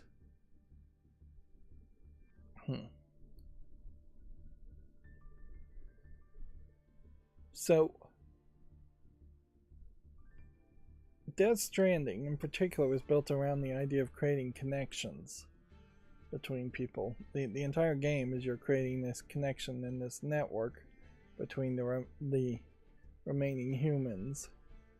And it seems like Kojima may just be very much obsessed with that concept and reusing that concept in this augmented reality project, which I imagine Kojima Productions is going to have a minimal connection to it. Frankly, it feels like this game could be placed directly in the world of Death Stranding using very similar code to the Death Stranding servers. Yeah, I saw nothing impressive in that at all. There's new looks revealed for Death Stranding animated and live action movies. Death Stranding Mosquito and A24's Death Stranding movie will feature original stories. Which, okay. So, again, Death Stranding feels like it is. Well, this is a movie. I shouldn't actually show this because I'll probably get content ID'd from it. Sorry about that. Check this out on Video Games Chronicle if you're interested. But yeah, definitely feels like he's trying to expand Death Stranding to be more of something. But if he really was going to expand Death Stranding to be more of something, you would think Death Stranding 2 would come out and specifically sell itself on the idea of it being a more traditional game with more traditional gameplay mechanics and not just a shipping game where you're shipping things, which as far as I know Death Stranding 2 is still plays extremely similar to Death Stranding 1. I would have thought somebody would have mentioned if it played differently.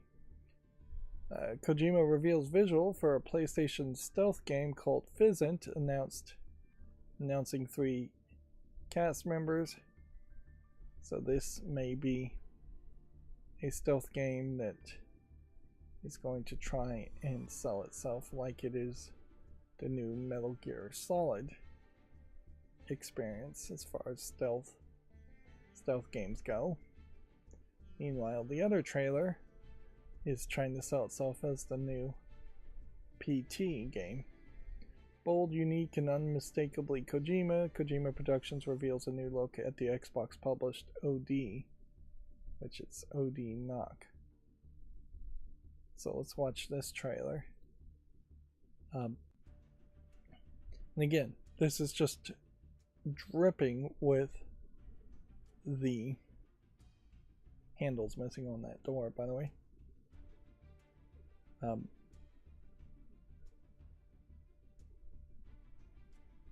That it's dripping with Silent Hills vibes and PT vibes. But it is just a cutscene. I mean, that's all this is. Like, it in no way gives you any indication as to what the actual gameplay is going to be.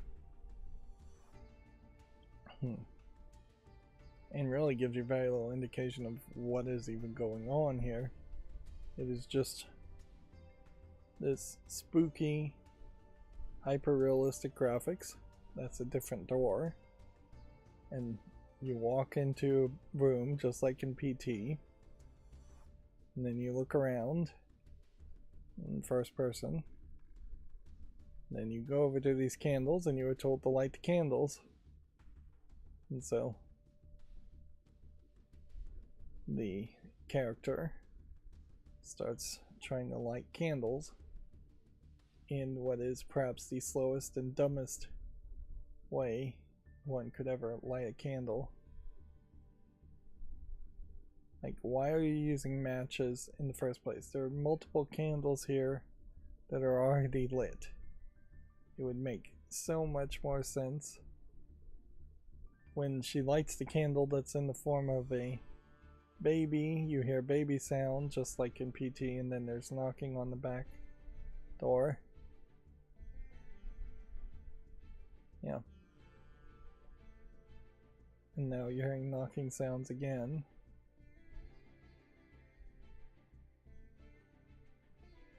Yeah. Now this candle is melting and looking like blood, and there's worms on the left side, so it's just getting creepier and creepier. Now the door is opening, and the character is just stunned and fear. You see the character's face, it's hyper realistic, and you hear this squishy steps, and it feels like the face of this character is getting dirtier and bloodier as it's stunned and feeling and just not moving. And then it's grabbed. So OD O LMNOP would be before P, and then D would be nowhere close to T, but D would be before or after C, so it could be P. Playable cinematic is what it might stand for, with a slight shifting of the letters. But I assume OD probably just stands for original design.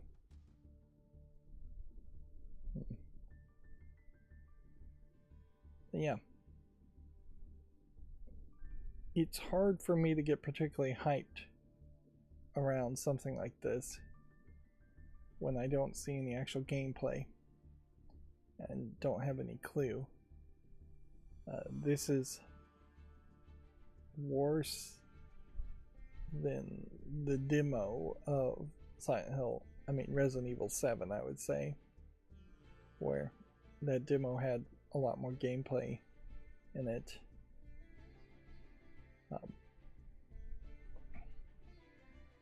But yeah, I imagine we'll see more, and I might get more hyped as I see more. But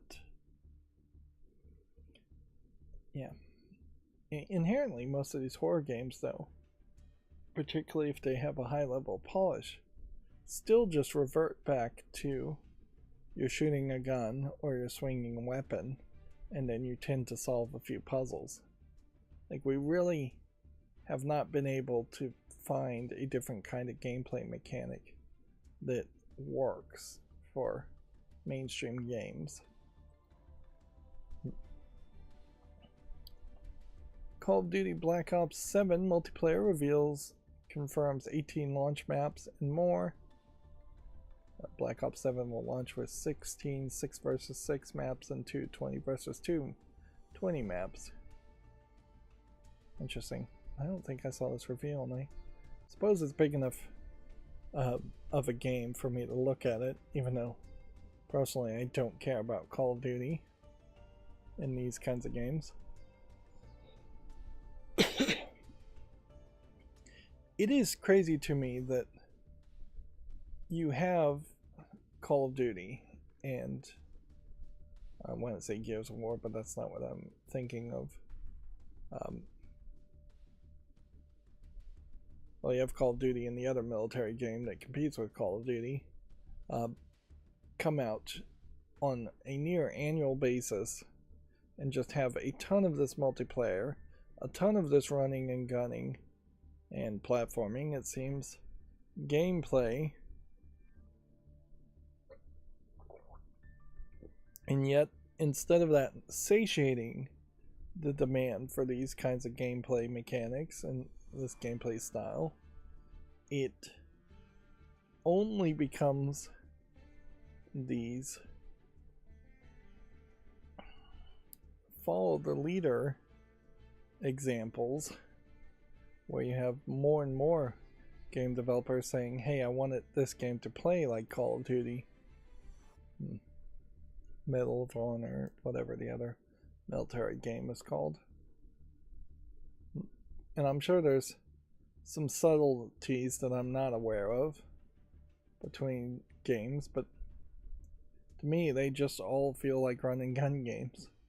And I'm not hating exclusively on run and gun games. It's just crazy that 80-90% of all big games are like this.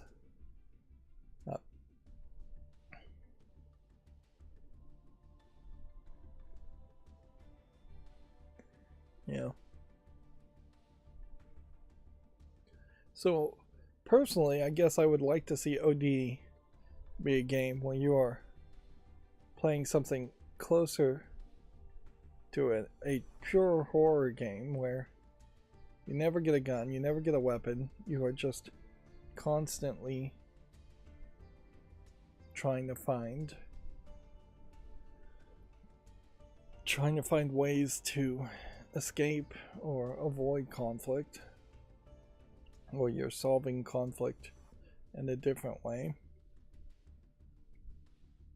At a certain level, I guess if The Last of Us had no weapons in it, perhaps that would have been a good splitting point that could have happened, where Last of Us style games became more and more popular, where you're just throwing bottles and rocks to distract enemies instead of shooting them with bows and arrows or guns.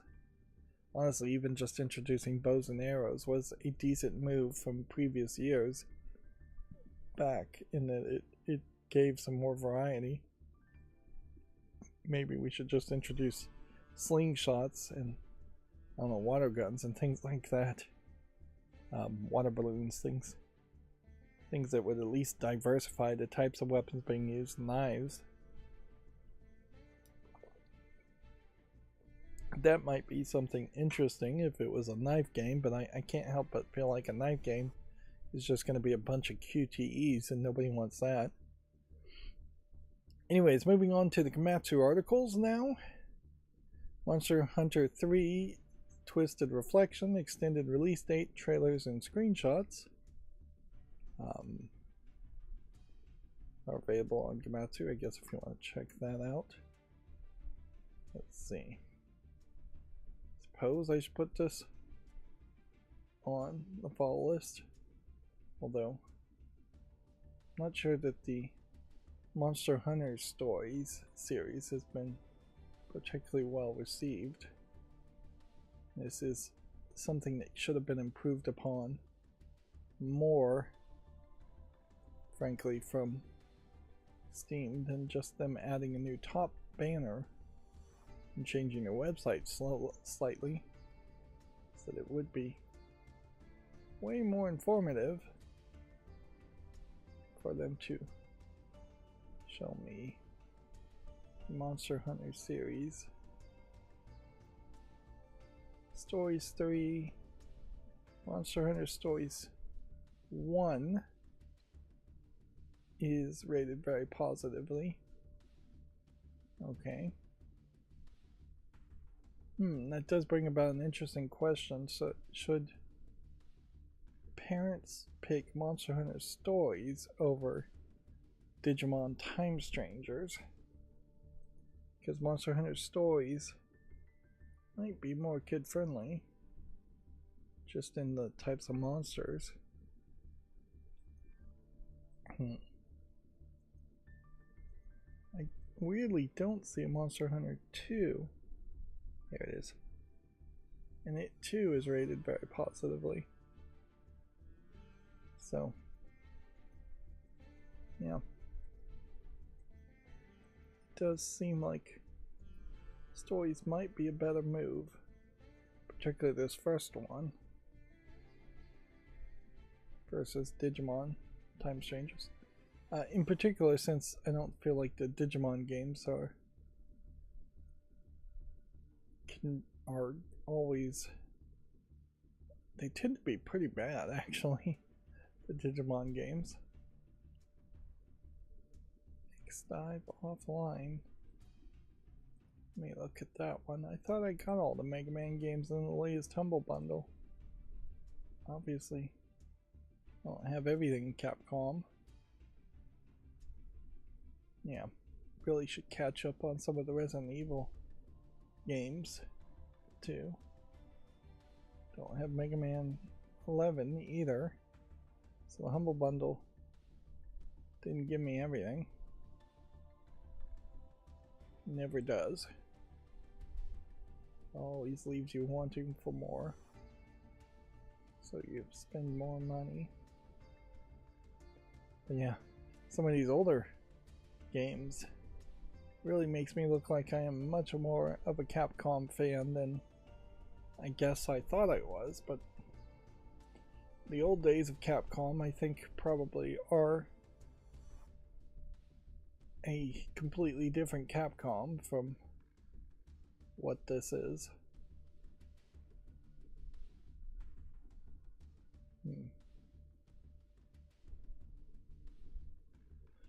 So yeah, I guess there's one here. One game I missed.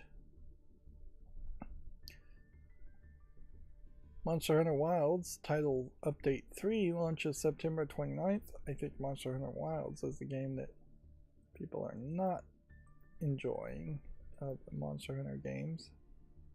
I know there is at least one Monster Hunter game that people are not enjoying. Yeah.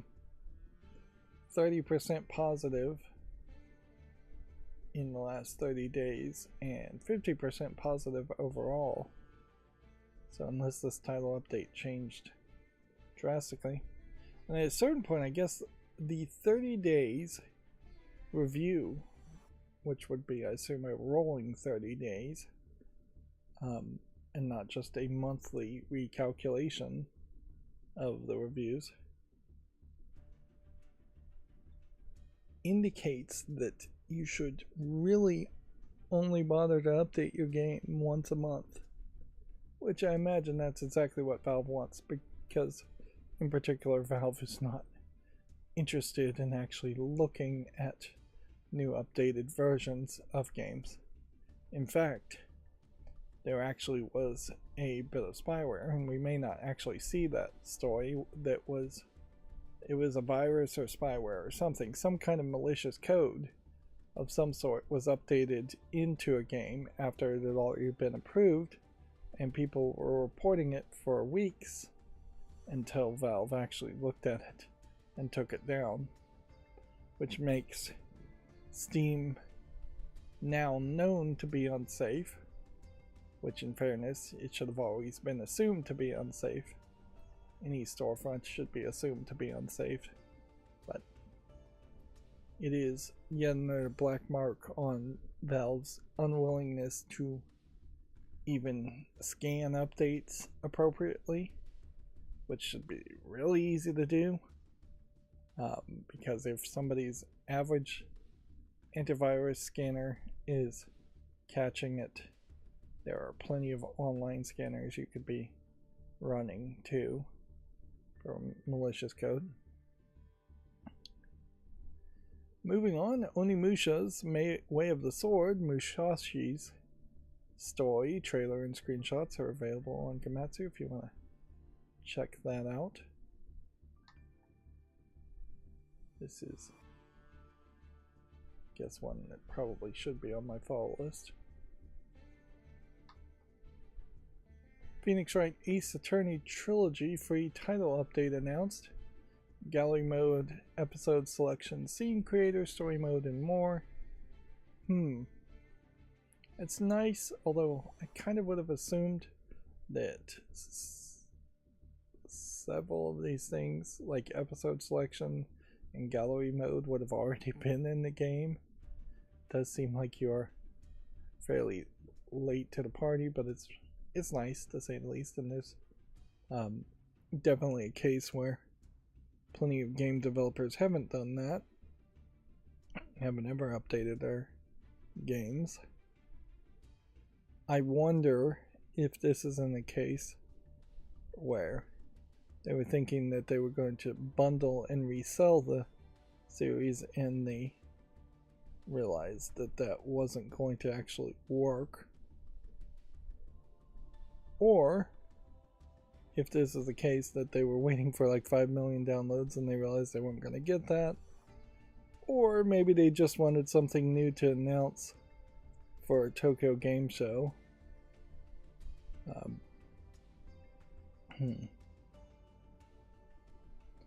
It is crazy that music players still have to be built into games instead of it being a default thought that is through some API. Particularly when you have games that aren't 100% about the music.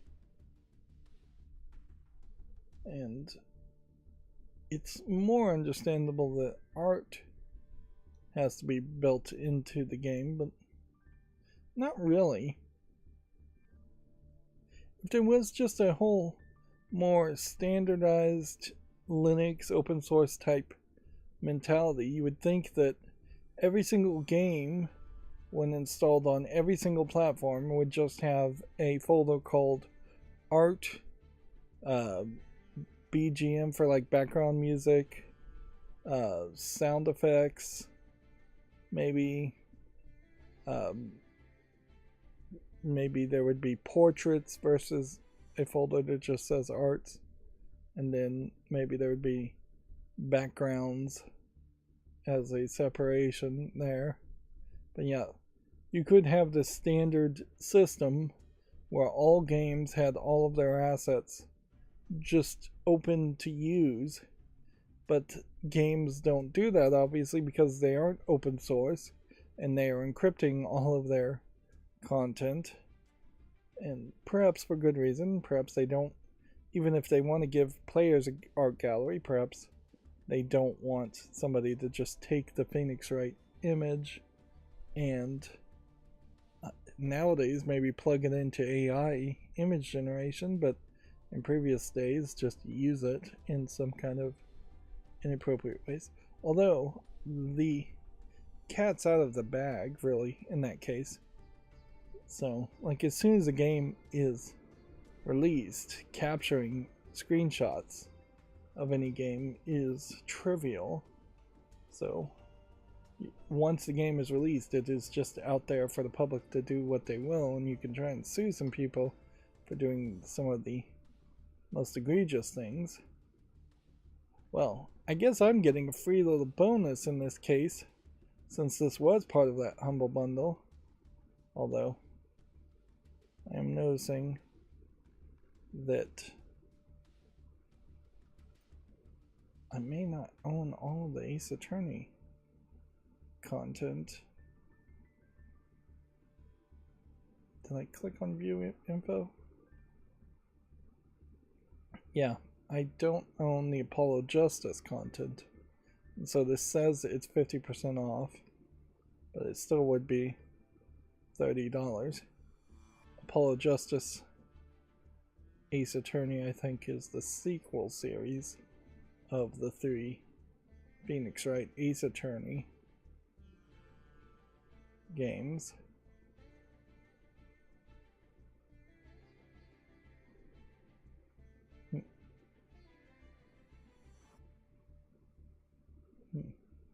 And here it says Phoenix Wright Ace Attorney Trilogy is identical to the Ace Attorney games released in 2019, that's no longer going to be true.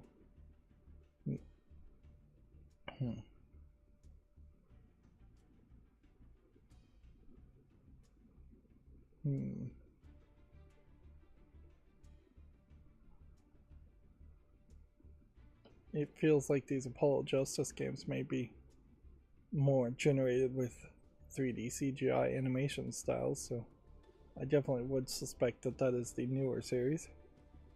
Moving on, need to regain some momentum. I'm going kind of slow today.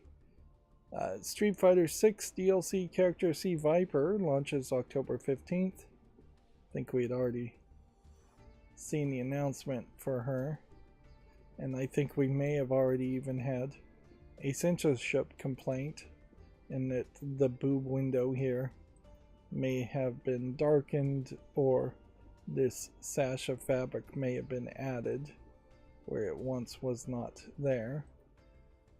Although in this outfit, plenty of boob window seems to still exist. I can't help but wonder if some of these fighting games are now experimenting more and more with actual fabric technology built in to APIs from NVIDIA or AMD graphics, and with that fabric technology API, they may be finding it harder and harder to glue outfits onto the skin of characters so they don't bounce around and jiggle to the point of having a wardrobe malfunction. Let's see. We jump here for a second.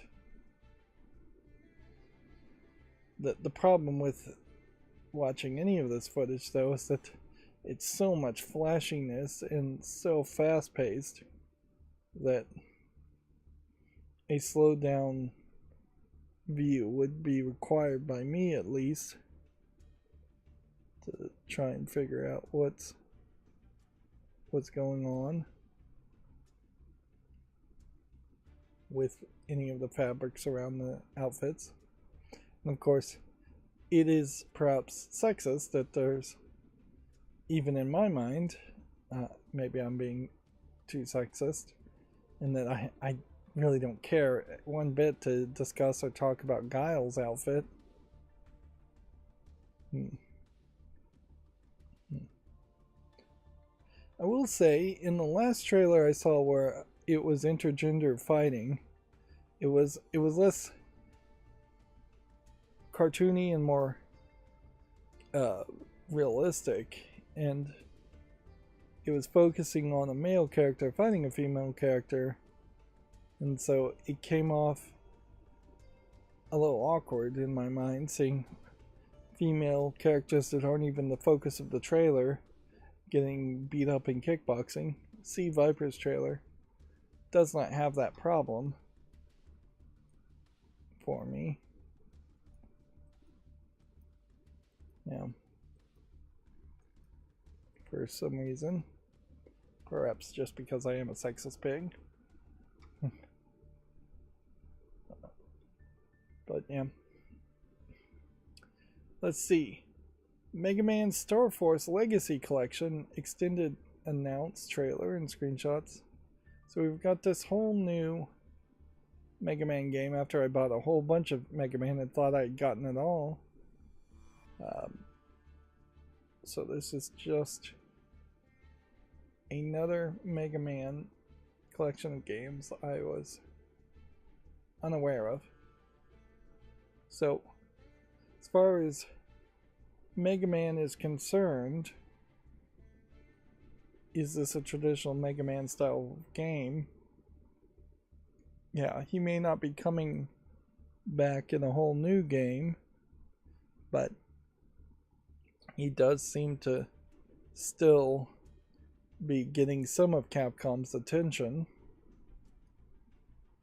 This looks a lot like the Battle Network Mega Man games, though. So it does just feel like Mega Man as a series has probably shifted many years ago to be more of a almost Pokemon-like experience and less of a platforming NES boss rush experience. And I guess something like this would feed directly into a JRPG dungeon crawler like Persona, although there probably are a few games you should play between Mega Man games and Persona games, just because of age gap reasons.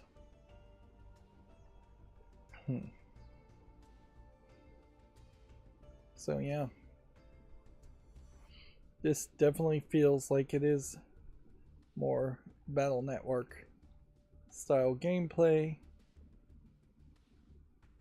I've never in the past really paid attention to Mega Man. It was just not a series that particularly interested me. And so I definitely am coming from this as somebody who missed any chance of being hyped about these games.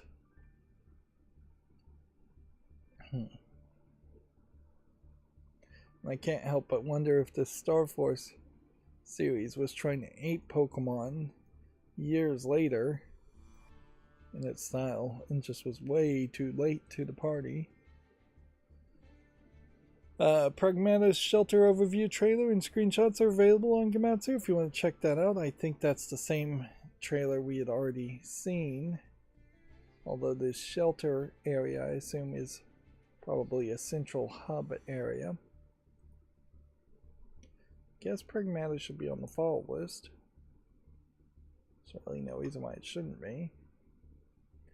Magical Delicacy for PS4 and 5 launches October 1st. It's currently available for the Xbox One and Series, Switch, and PC. It is rated mostly positively, 78% on Steam. This was from a while ago, so I guess I could make a new YouTube short on it, but honestly at this point I don't think I want to make YouTube shorts on old games, just because I'm going to have a ton to make by the time I build a new computer and get it all going. Undusted Letters from the Past launches October 13th for PC and October 16th for Switch. Okay. That sounds like that might be a nostalgic, I guess, puzzle game. But my concern is that this might be from the same creators as Assemble with Care, and I hated that game because it was basically a storybook experience that pretended to be a game and then had the most minimal of gameplay mechanics. I can't help but feel like that's exactly what I'm saying here, is extremely minimal cleaning, repairing experiences that you do, and then you have to sit through a story. And there wasn't even really anything too terrible about the story from Assemble with Care. It just wasn't great. Now weirdly, this developer, 5 Minute Lab, doesn't seem to line up with that. Let's see if this publisher lines up with that.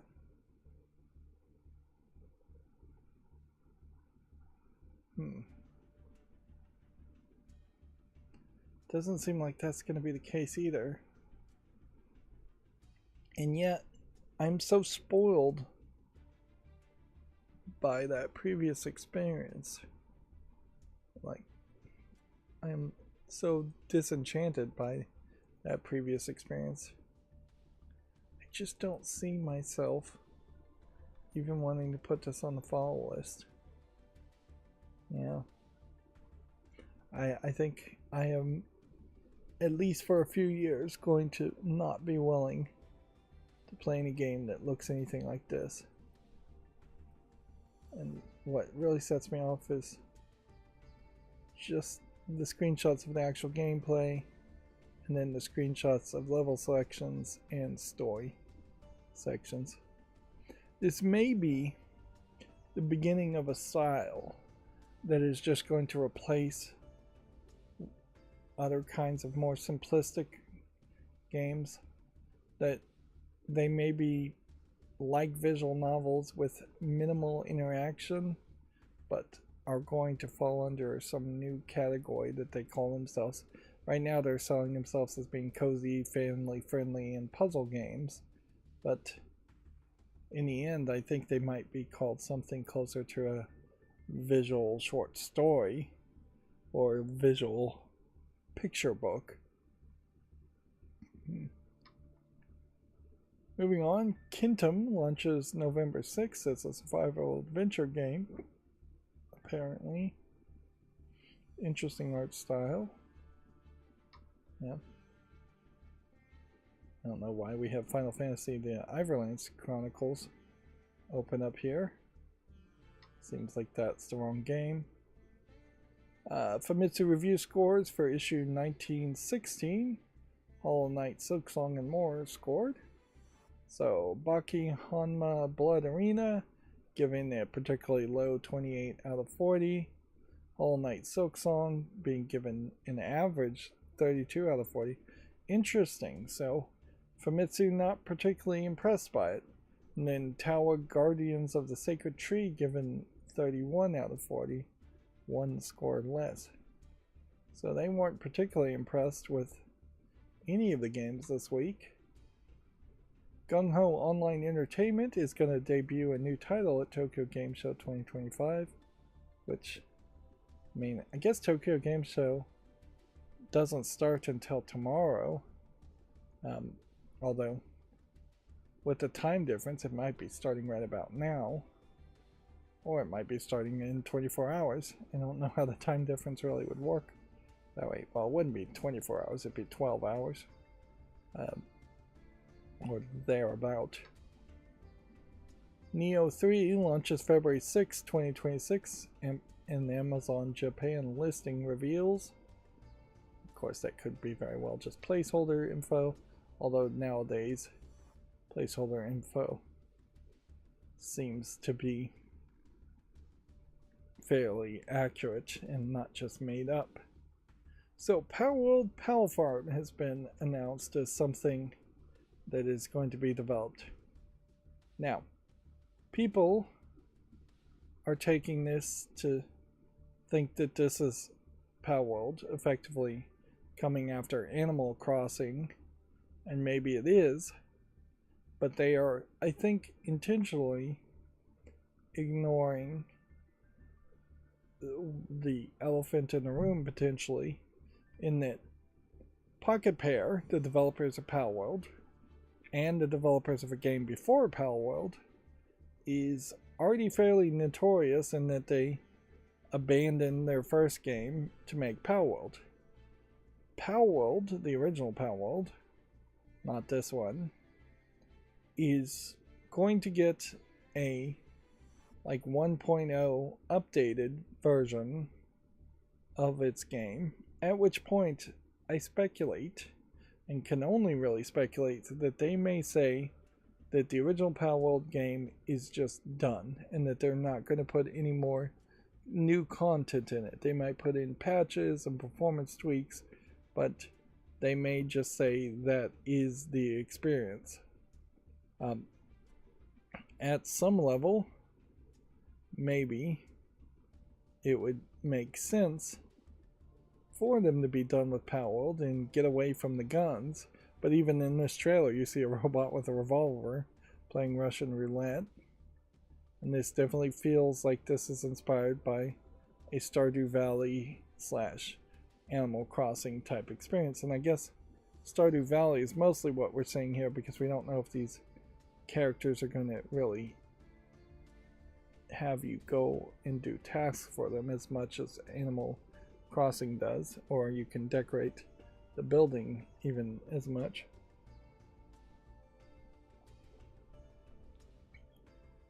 And in that, they are showing a Pokeball style capturing system, probably intentionally to irritate Nintendo, perhaps to push the Pokemon company in particular, not Nintendo, to sue them out of existence so they can then give up on all the Power World games and take the money and run.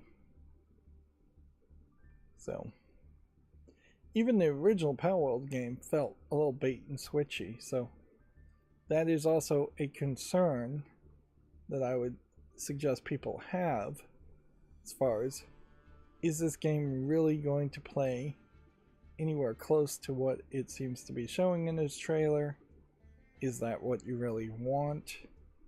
Is it going to be a finished product? Undeniably, though, with them being sued, that has helped Power World gain some success. And I didn't know they were making Dead Take too. AI Art Imposter came out in 2022. Interesting. But yeah. 92% positive in the last 30 days with Power World. 94% positive overall. Even though this feels much more like a Factorio game. But still in early access. And so, I can't help but wonder if the second it comes out of early access, you're going to see these numbers drop significantly. You know what? I need to check to see if local storage cookies expire after a certain time. That might be the problem why I keep losing check marks. Yeah, if they only last a couple of weeks and then they disappear, then all of my programming and all of my introducing this idea of a check mark would be thrown out the window. I never checked that. I didn't think that would be the case, but who knows? Firefox in particular might be doing something like that. Alright, well, before we go any further, I am going to have to take yet another bathroom break. And I'm not even going to play any Yu-Gi-Oh! Master Duel here, because it's only going to take a minute or two. But I will be back in just a minute.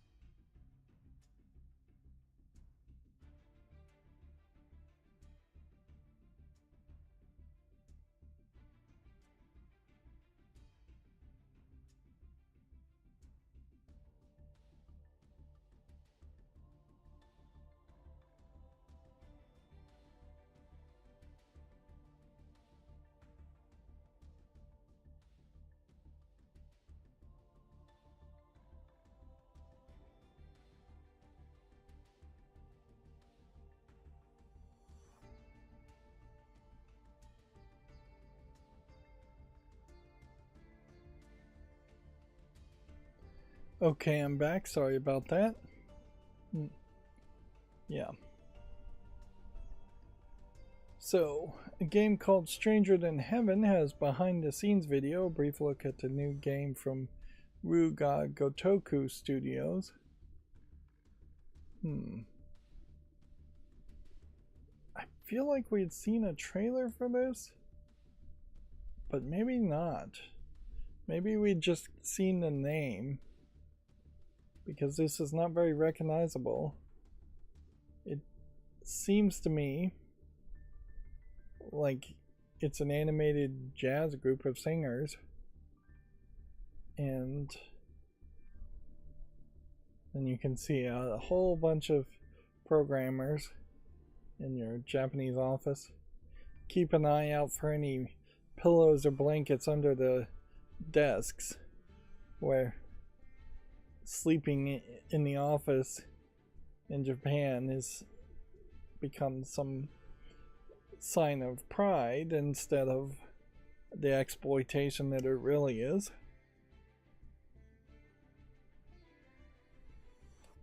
Yeah, it's a pretty obvious Japanese jazz band, but they're singing in English, of course, with a heavy Japanese accent. But I feel like this is also just a cutscene they're showing us, and the background here is implying something more like a Dragon game. And it's interesting to wonder if those mocap actors there are actually paid mocap actors or just voice actors forced to do physical acting, or if they are just employees that are actually programmers.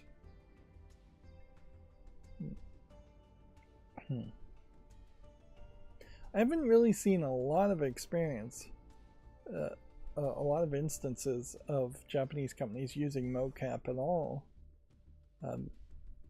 I can't help but wonder, somewhat louder than I probably should, that this might be yet another example of animation dying, or traditional animation dying in Japan, and that certainly mocap is killing any animation that would have existed, traditional animation at least in the West, in favor of people who are really just tweaking things based on mocap actions.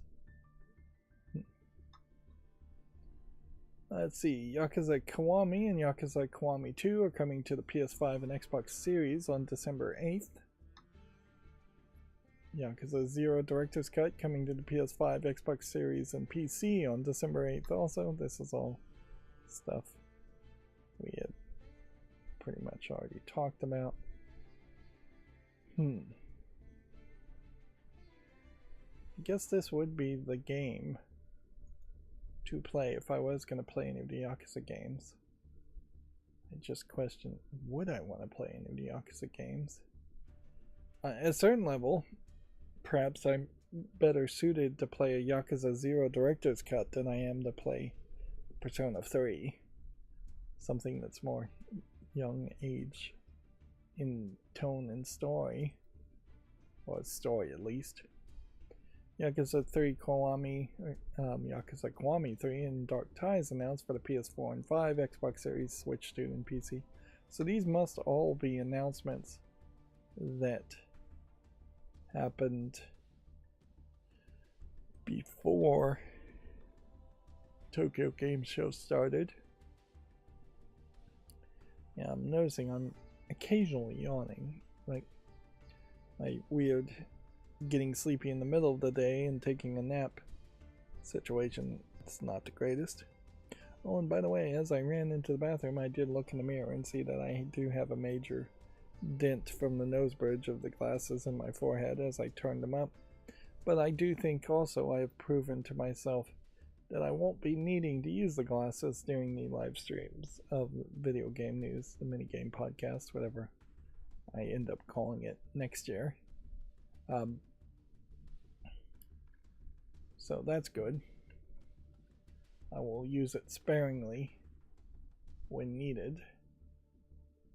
And that will help me prevent breaking them or getting them dirty as fast as likely would happen. I really wish I had like bionic eyes. Of course, I'm not going to get rid of working eyes for bionic eyes, but it would be nice if you could accurately and easily, without any confusion or problems, zoom in to a microscope scale of something. Show me 50 times zoom, 100 times zoom, 150 times zoom, things like that. Although in most cases that would be useless, and even 3 times zoom may be more than most people need. Moving on, Final Fantasy Tactics, the Ivalance Chronicles Battle System trailer is available on Komatsu if you want to check that out. Yeah, and that brought up this game Islets from 2022. So I'm still also confused as to why different links are opening here now. If the links are opening because of Komatsu changing its page, that would be completely disconnected from Steam changing its pages. R-Type DX Music Encore announced for the PS4, Xbox Series, Switch, and PC throughout this winter. Music Encores. Weird. What kind of game would it be if it's Music Encore?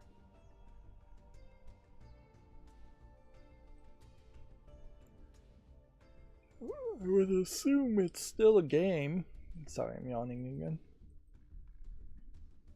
Where you play R-Type. What if every stage had its own dedicated background music, just like in the arcade? What if it's finally become a reality? So somebody has yet, up until this point, been able to download the arcade music and sample it? Well, sampling arcade games music is kind of hard to do because you effectively probably are plugging in and wiring up a microphone to a speaker or a sound chip or reading specific ROM data. But even the ROM data only tells you what the speaker is supposed to produce. It wouldn't, in an arcade cabinet, accurately depict what most people heard, because most people would have heard the sound data, the wave files, through a specific speaker, which would have been an old speaker, in the case of R-Type in most arcade games, which wouldn't have been particularly high fidelity by modern standards, and then it would have been echoed inside the cabinet and reverberated inside the cabinet of an arcade machine. So the entire physical wooden box that the arcade is would affect the sound. And that is to ignore the fact that also the sound would be affected by the room it was in, and the room that it was in most arcade cabinets would have been an arcade that would have been very noisy, which very quickly arcade machines got very loud and very noisy to try and fight over each other for attention. Undefeated Genesis story trailer is on Komatsu. I don't recognize this game Undefeated either, so, and yet apparently I have seen it. Okay, so maybe it would have been worth it to look at that trailer on Komatsu instead of looking at it here. It's a minute 50. Japanese voice dialogue.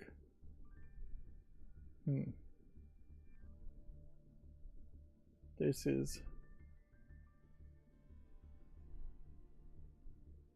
seemingly a very rough looking game.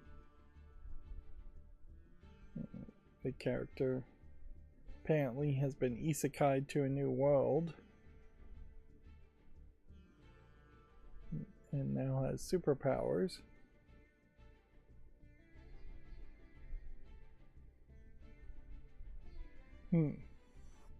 So at a certain level, this feels like this is way more inspired by something like a Dragon Ball Z game, or even maybe a Superman game.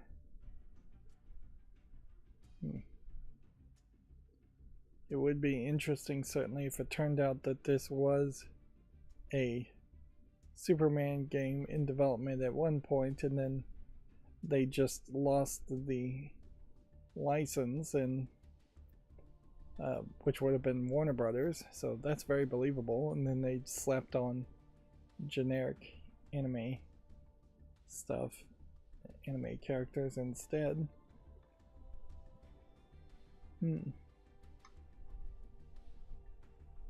Although it would be kind of crazy if Warner Brothers did shop out the development of any kind of Superman game. Moving on, Relay or Advanced Definitive Edition has been announced for the Switch 2, due out digitally on September 25th. This is a strategy RPG game, JRPG, according to its tags. And we can see on Steam, this is from 2022, barely got any reviews at all and was not received particularly well. So I will leave it at that.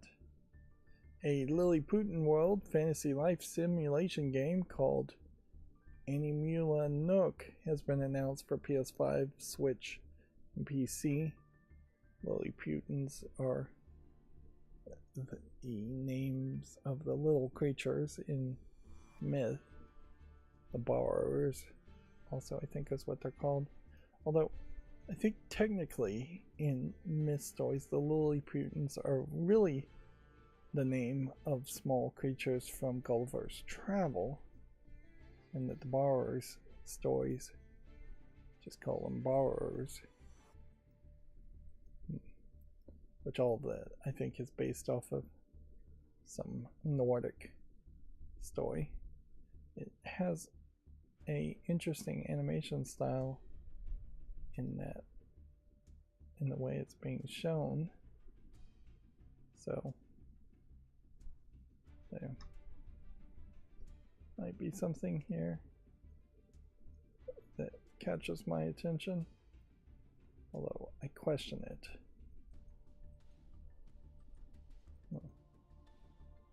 Let's watch the gameplay trailer, not the reveal trailer. And let's skip a minute in. I'm not going to watch all 8 minutes of it. Remember, Steam updated their whole playback, video playback function. And yeah, I'm not sure it's much better, but it probably is better. And just by being more modern.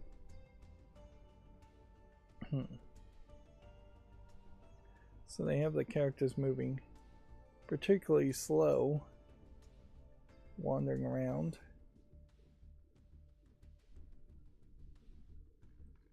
Let's jump forward another couple minutes. Yeah, feels like that should be instantaneous and not buffering.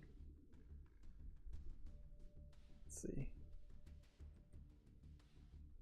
It's auto. If I turn this down to like 480, we'll see if that stays between different pages, and 480p is fine considering I'm not going to go full screen here.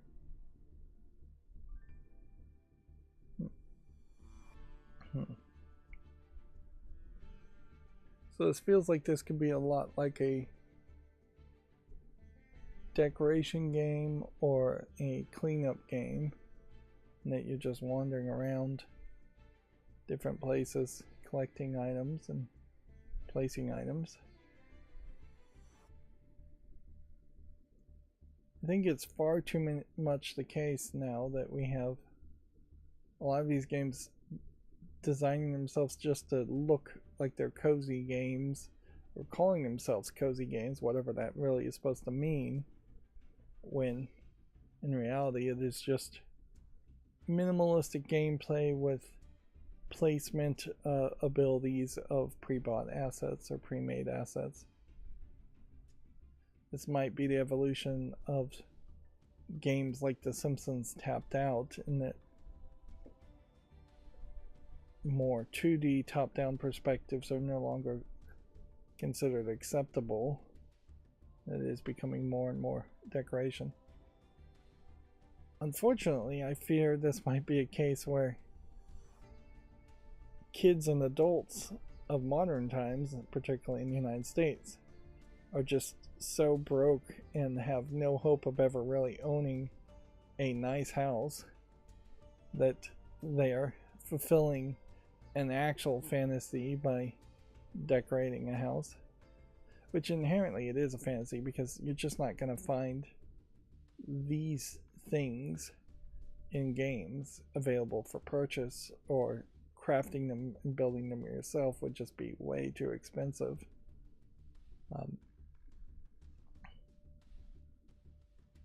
Yeah.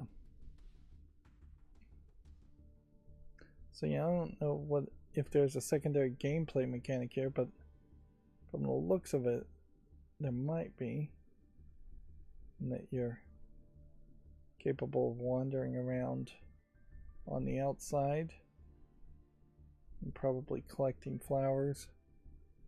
I'm not sure you're actually going to end up fighting any insects or anything.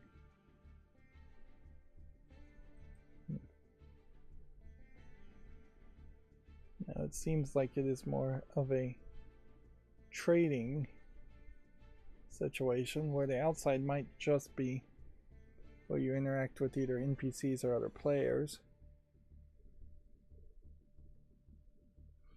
Well, it does feel like it might be a fairly kid-friendly game, particularly for like younger kids.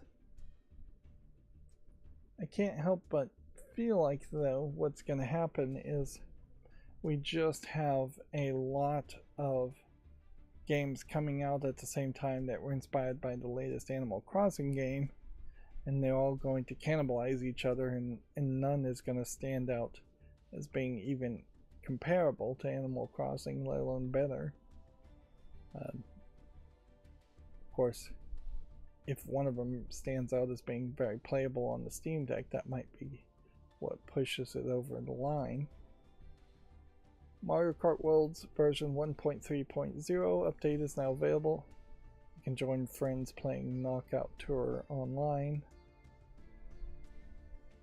Definitely feels like a lot of what is being added to Mario Kart in these updates is just stuff that should have been there day one, but frankly, that's the truth for every update for games these days. The Adventures of Elliot, the Millennium Tales Tokyo Game Show 2025 trailer is available. I guess we have to watch that, since I don't think they have a Steam page yet. This is from Square Enix. Wasn't really expecting that. They're saying that it's a time travel type game of some sort.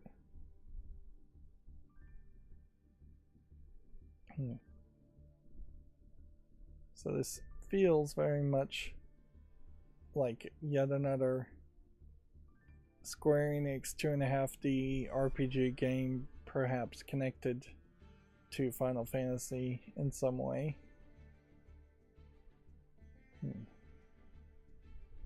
Yeah.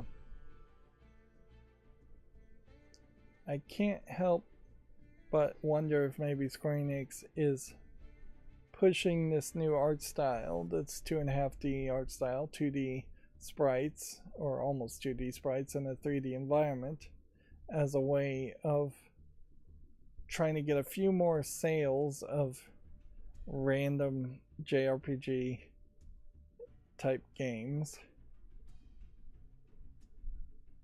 It is kind of crazy for knowing that there were several projects that Square Enix canceled that we now are getting these kinds of random JRPG type projects announced, which makes it feel like Square Enix doesn't know what they're doing, which almost certainly Square Enix doesn't know what they're doing. But I guess they perhaps are just doubling down on what they see made things like Octopath Traveler a success. They will also have a Octopath Traveler 0 trailer here, which I would assume is a prequel game. So, in their Tokyo Game Show presentation, Square Enix showed this trailer and the previous trailer almost certainly close to back to each other.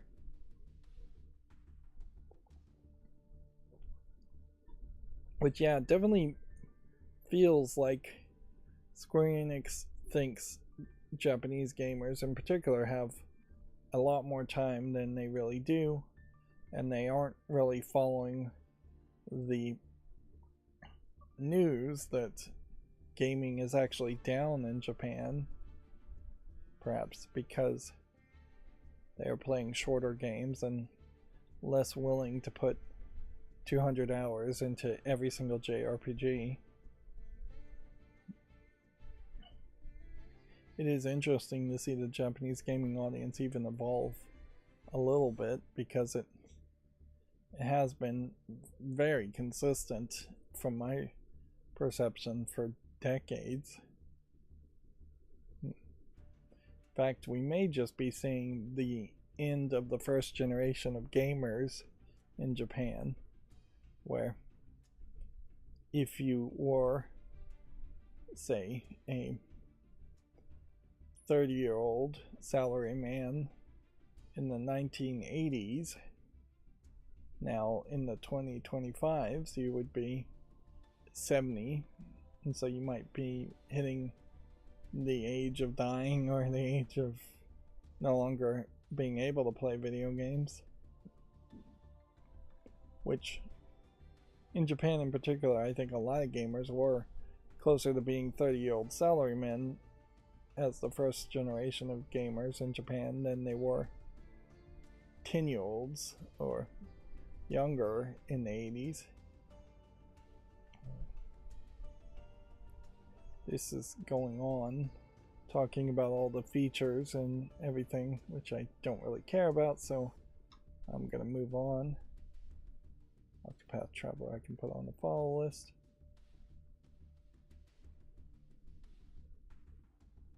Definitely feels crazy though to show two of the exact same games, or two extremely similar visually looking games, back to back.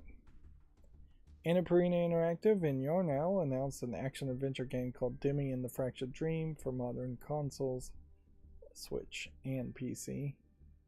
So that'd be the PS5, the Xbox Series X, and probably S, and the Switch 2.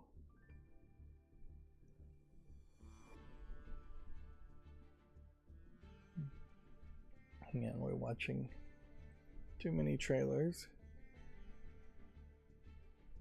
This looks like another game that might catch my attention, depending on how it reviews. Annapurna Interactive and Iridium Studios. So Annapurna Interactive seems like they are mostly acting as a publisher these days. Announce a turn-based RPG People of Note for PS5, Xbox Series, and PC.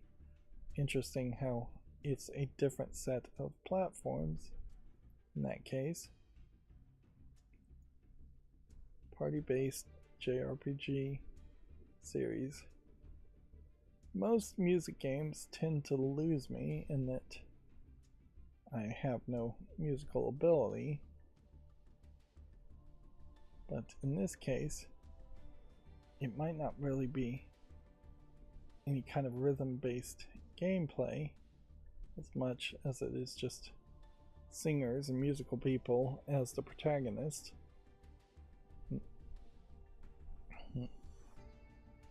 1 minute and 15 seconds. Let's jump 20 seconds in. So, yeah.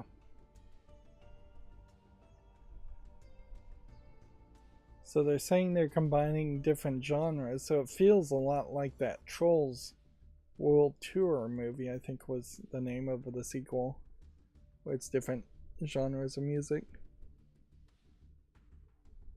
But the actual gameplay does just look like generic JRPG stuff, so there might be some interesting songs and cutscenes in this that are musical, but I don't think there is actually any rhythm gameplay.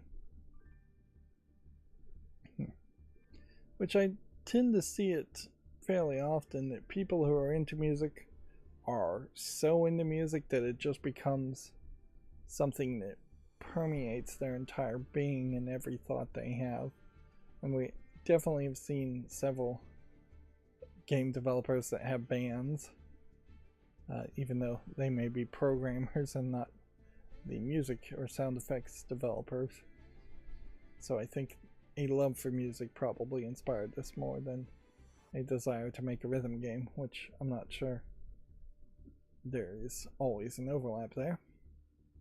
And then Annapurna Interactive and Morimitu Games announces a puzzle adventure game called Detopia for modern consoles and the Switch and PC, which is, I think, pretty much every console. This, on the other hand, seems to be much more of a puzzle game. Is Detopia supposed to be dystopia? Would be my guess. It does have that bright white dystopian type feel to it where everything looks clean and perfect, but there is some lack of freedom and totalitarian aspect to it that maintains that cleanliness.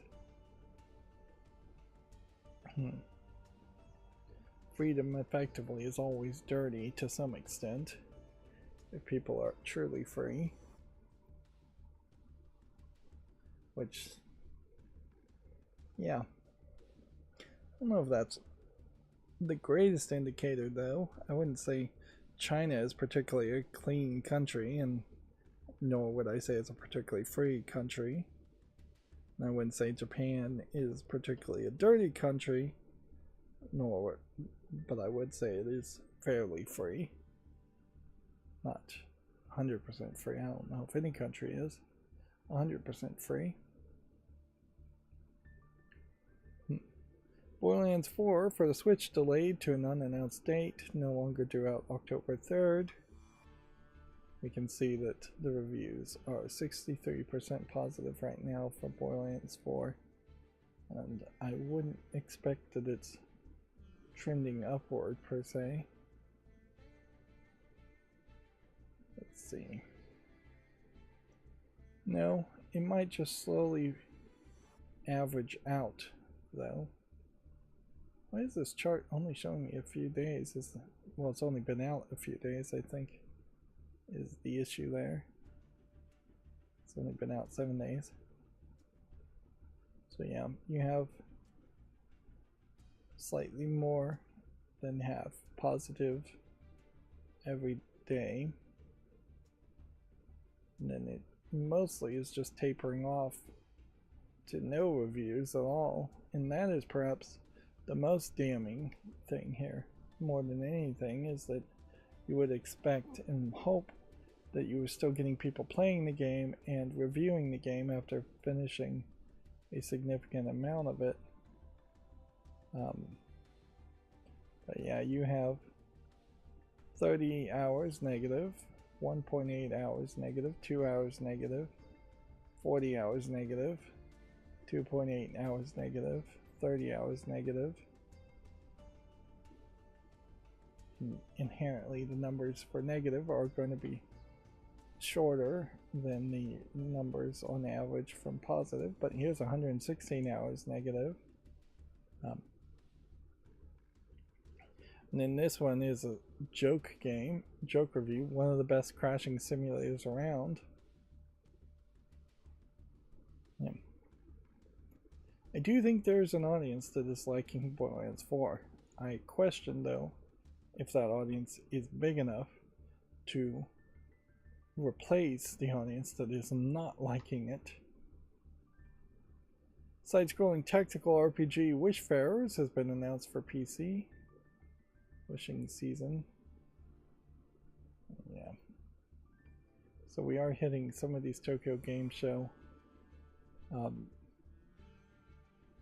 announcements, which is probably good because that means on Friday we won't have a 5-hour stream, or we'll try not to have a 5-hour stream covering a ton of trailers and announcements.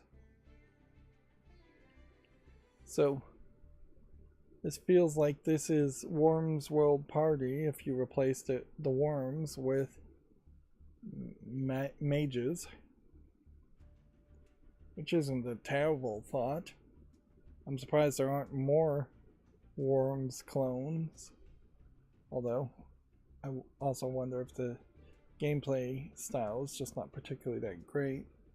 Maybe there's more of a single player aspect to this, where you can play on your own, whereas previous Worms games always have been multiplayer aspects and really needed 4 players at minimum to have a good time. At least 3. The dynamic changes drastically when you just have 2 players shooting at each other. Hyper Team Recon is now available, which... what am I even looking at here? What is this? Is this some kind of shoulder pad? Or is this a hat of some 4th character? I don't even know. Looks like anime characters, somewhat roughly animated, and you have a blue character that's foot is bent back this way. The angles here are just crazy. And then red character's foot is here, yellow character's foot is here and here. Hand is around the waist of this character, so yellow character is here. So what in the heck are we looking at?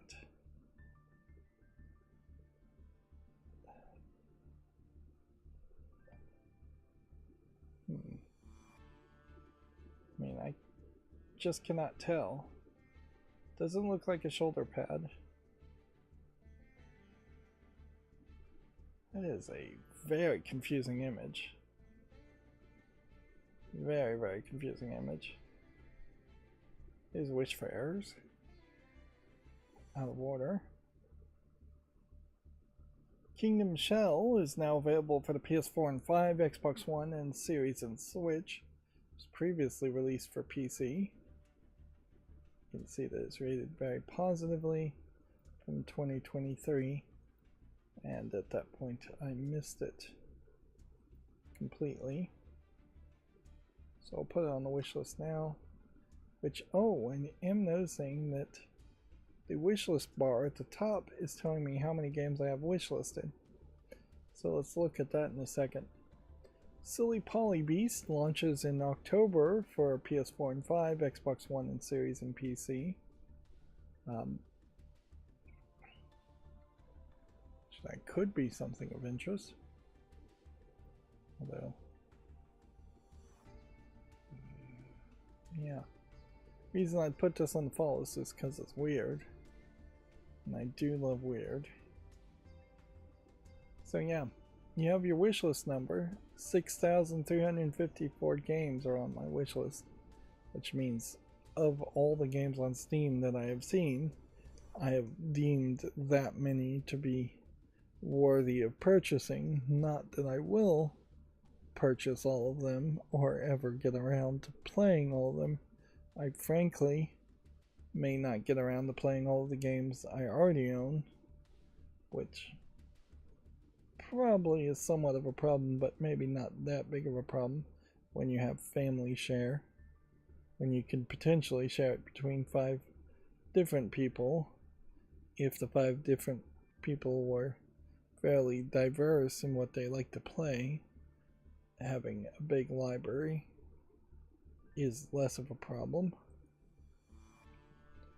Captain Wayne Vacation Desperation launches November 25th. Interesting name. Sounds like it might be a point-and-click adventure game by the title, but is actually a first-person shooter game. Let's see. Yeah.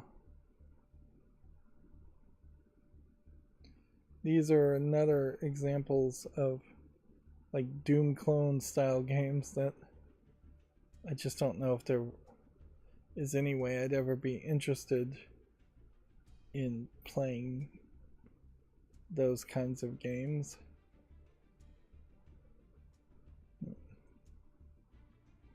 Islets is now available for PS4 and 5. It was previously released for Xbox One and Series, Switch, and PC, which we already saw Islets open up, so I would assume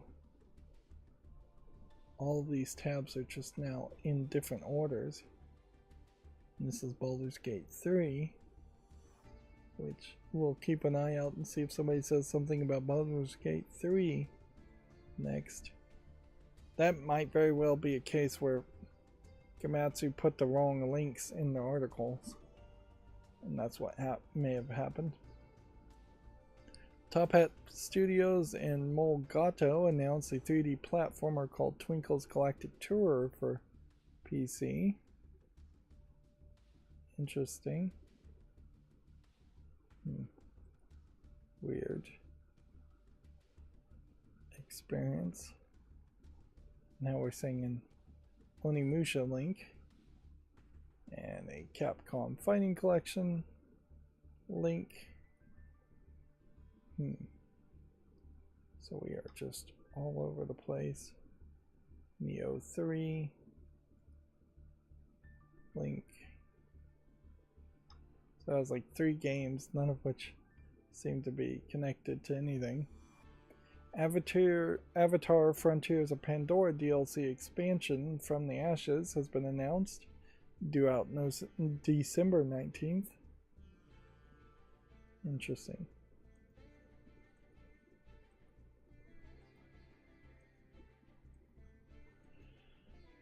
So, did the movies introduce some kind of non-human antagonist species? I don't know. These may just be more of the aliens with a different set of makeup on, I guess. Avatar Frontiers of Pandora, that we can see has not been particularly well received. I question if Avatar even is a relevant movie worth watching.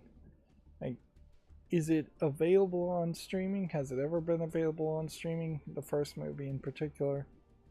Because I just don't think I've ever seen anybody say, boy, do you need to watch this outside of a theater. And I question if it's even something that in modern times, in 2025, you need to watch in a theater. 2XKO launches an early access for PC on October 7th. And this is an Ace Attorney Investigations collection. So all these tabs are out of order now. That might have been my fault, although maybe not.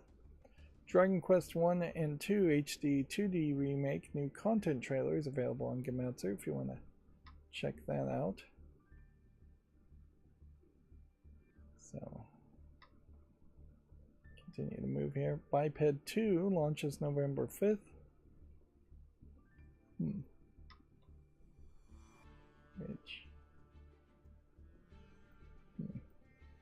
I'll put that on the follow list and make a YouTube short on it. Sony's State of Play set for today, featuring 35 minutes of updates, has already occurred. Motor Slice demo is now available. Let's see. This is some kind of parkour game. I'm putting more and more things on the follow list. Inherently, now that we know that the Steam storefront has updated, there's no reason to make the assumption that the follow list is as slow and unresponsive as it once was. I might very well not need to use the check marks at all. Although I still like the idea of separating games that I've seen from games that I actually am interested in following. But yeah, I might be able to just have a follow list with like 8,000 games on it and that not be a problem. Whereas previously, over earlier parts of this year, I spent a lot of time trying to fix and eliminate everything from my follow list because it got so big that the page would not load at all. Of course, I'm working at a much larger scale than most people, so it's not really likely that they would have gone out of their way to expand their database to have more entries, which wasn't really the problem. The problem is almost certainly they have a caching server, lots of them, that will time out whenever a request is made to the database of games that are wishlisted on my account. And so when there's a lot of games on that in that database, the search results take a little bit longer and the caching server says this is taking too long, let's just return an error or return nothing. Now, if they paginated, I think is the word, the results, you wouldn't have a problem there. It'd be very easy to say page 1 is the first 1,000 results on a wish list or a follow list, and then you have to click a next button to do the next 1,000 results.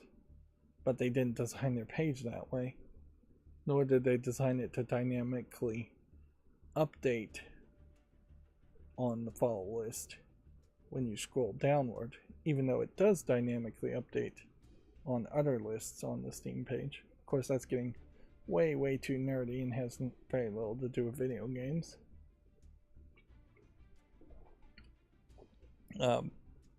Moving on, Teenage Mutant Ninja Turtles Splinter Fate major update and DLC character Metalhead has been announced. This is Nickelodeon, I assume, continuing to try to remonetize and make Ninja Turtles popular with a new generation. It is rated very positively, though, so it'd be surprising if this new update lost people's attention. Deep Rock Galactic Survivor is coming to iOS and Android in November, which we've basically not heard any games going to mobile lately. We've been hearing a lot more stories of gacha dying, and with that potentially the end of gacha games altogether, mobile games altogether really being relevant. Obviously you'll have a few outliers. Pokemon TCG Pocket will still be around, but I wouldn't be surprised if there's very few mobile games that are new that come out.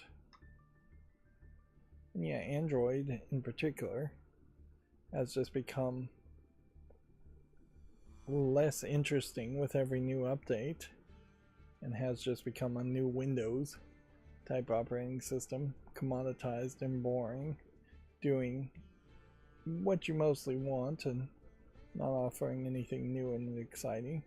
And most apps that are non-games on Android are boring, and apps that have existed for a long time without offering anything new. You would think that with everybody putting AI in everything, there would be a lot more exciting stuff going on. Speaking of which, AI, I think YouTube said that these live streams now are going to automatically make YouTube Shorts. Just automatically select some content from your live stream to turn it into a short, all using procedurally generated AI. Which that'll be interesting to see if that really goes that way. And honestly, I'm not sure I want it to go that way. That seems kind of crazy. I mean, at a certain point, I might stop live streaming if that was the case, but probably not. Yeah, I just seriously doubt that any kind of AI generation is going to be great. Making a short based off of a 3+ hour live stream of me, particularly my content where I'm not showing a face, is going to be hard for it. Moving on, Painkiller has been delayed to October 21st, a roguelike game mode revealed. Fight through procedurally generated areas. I mean, I would assume this is part of the Painkiller series, but I'm not 100% sure. Yeah, it feels like it's part of the Painkiller series. A new Painkiller game. Yeah, I guess at a certain point I probably need to figure out how to open up my follow list. Let's see if we can do that.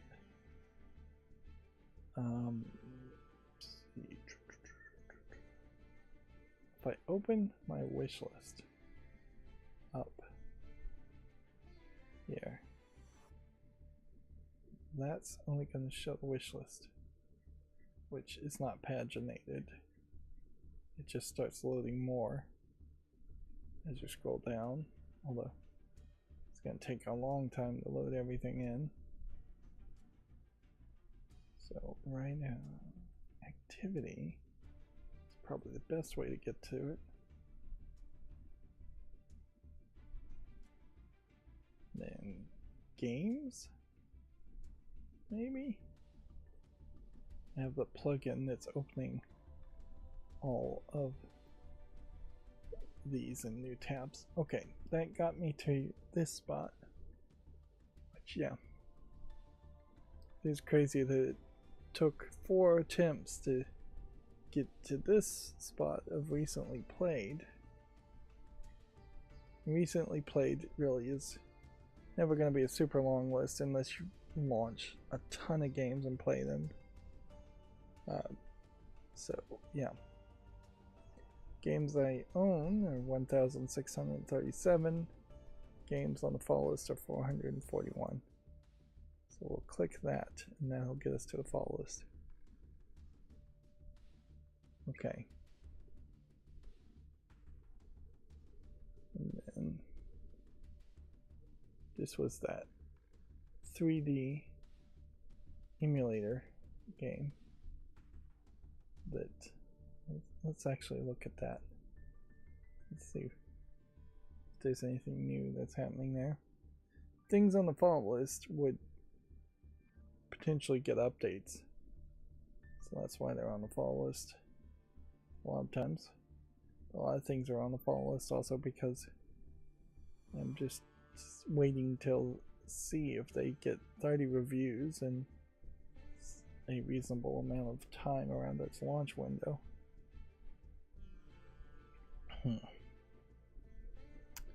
Well, I will say this seems to be loading in fairly quickly, so maybe they went out of their way to optimize the thumbnails on the follow list. Like I can't scroll down fast enough here to see images not loading in, but it does seem like it's not paginated, so it is one of those situations where I just won't know. It won't be a problem until it is a problem. If I get the follow list up to 5,000-6,000 games, which is somewhat believable, then that'll be a problem. I could do a follow list cleanup. Wouldn't be terrible right now to do a follow list cleanup. Not in the middle of the stream, obviously, but it might be a great thing to do instead of starting another game. So one image is not loading, which might mean this game is removed from Steam. That was another problem with the old follow list, if they made any changes at all, is that there was a decent number of these games that would not actually have store pages anymore, and there's several different ways in which things get delisted from Steam, some of which had a few phantom games, 2 or 3 in my follow list, which I couldn't even get rid of because they wouldn't show up. Alright, well, that is intriguing. So yeah, this one is 91% positive, and then it takes all ROMs and it applies visual filters to take the 2D sprites and turn them into voxel 3D sprites. So I guess I mostly am just waiting for it to be on sale. But it is also kind of just a weird experimental thing to do. Normally an emulator would not be selling itself for anything, let alone for a price on Steam. And they're having to use, I think, fan games that they made in this instead of showing what it would look like to make Super Mario Brothers or any Nintendo game 3D. And inherently that is another problem, is that if I did buy this game or this emulator software, I don't think there's much I could do with it as far as showing off content on YouTube without pissing off Nintendo and having their lawyers come after me. Alright, moving on. It's been a long one, 2 bathroom breaks already, and we just now are getting to the Gaming on Linux articles. Let's see if maybe we can move forward a little faster. Get some top stuff in the Fanatical Capcom Ultimate Bundle. So there was a Capcom Humble Bundle just a couple weeks ago, and now it seems like there is almost the exact same games. No, I wouldn't say it's the same games, but it's different games. So either Capcom is really embracing the idea of bundle sales, or they're desperate for cash. Apollo Justice Ace Attorney. Yeah. Is one of the games that we could get. Monster Hunter Stories 2. It's another game you could get. Let's see. Moving on. Chark is a smooth Boletro inspired chess roguelike, and I've become an instant fan. Interesting idea. Although I'm not sure I'm good enough at chess to say that play that. And then we have Resident Evil Village here opened up instead of chart. So got tabs all over in the wrong places. I don't see how my macro would have messed up that badly. So I can't really blame the macro this time. Ovis Loop is a dark action roguelike with robotic sheep versus wolves, and it's a real surprise. Okay. Is Ovis a scientific name for a wolf? I think vulpine is wolf. Is Ovis a scientific name for sheep? Maybe.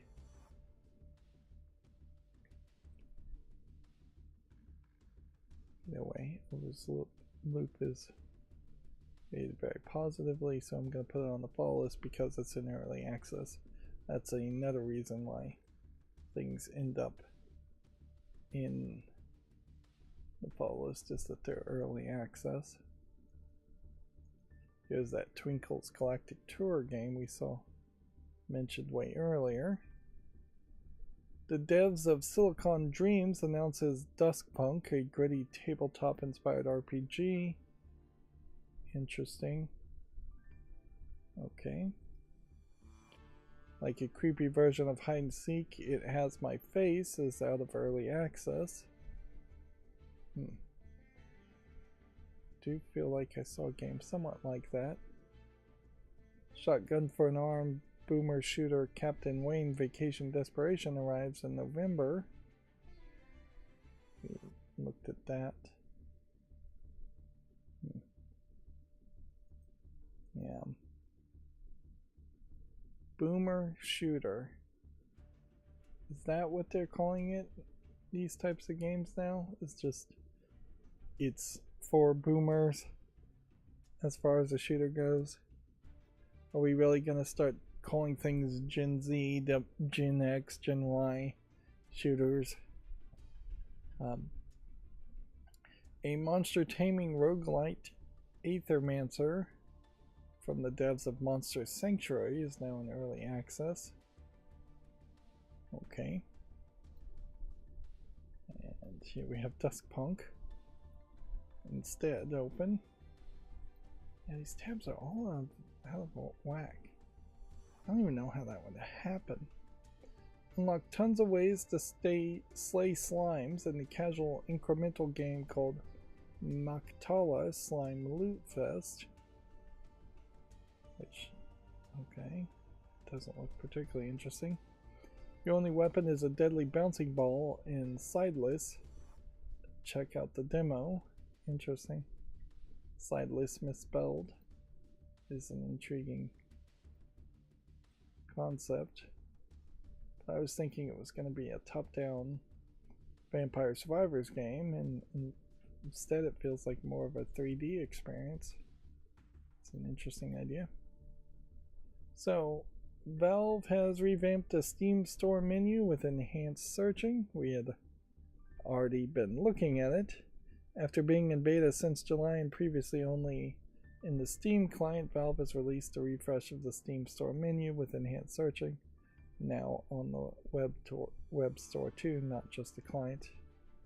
It's more compact with rearranged options and will appear again when you scroll up a little, giving your easy access to a few recommendations, your discovery queue, and to find new games, Steam hardware, and more. The enhanced search is a real highlight here, that when you go to search for something now, it will show a box with popular searches recently viewed, more than just games, advanced search links. And so yeah, we've been looking at that, which I guess if we opened up the Steam store right now, I scroll down and then scroll back up, that's not gonna show it. I'd have to do this here and then scroll down. You have to scroll down pretty far before the banner goes away. Then when you start to scroll back up, it comes back immediately, I imagine. Yeah, one line that way, but then if we go 3 lines, or maybe 9 or 10 lines that way. So one of the things to talk about though is that Steam used to, if you were really zoomed out, have a whole bunch of options here on the left that would pop up, and all of that is gone now in favor of this.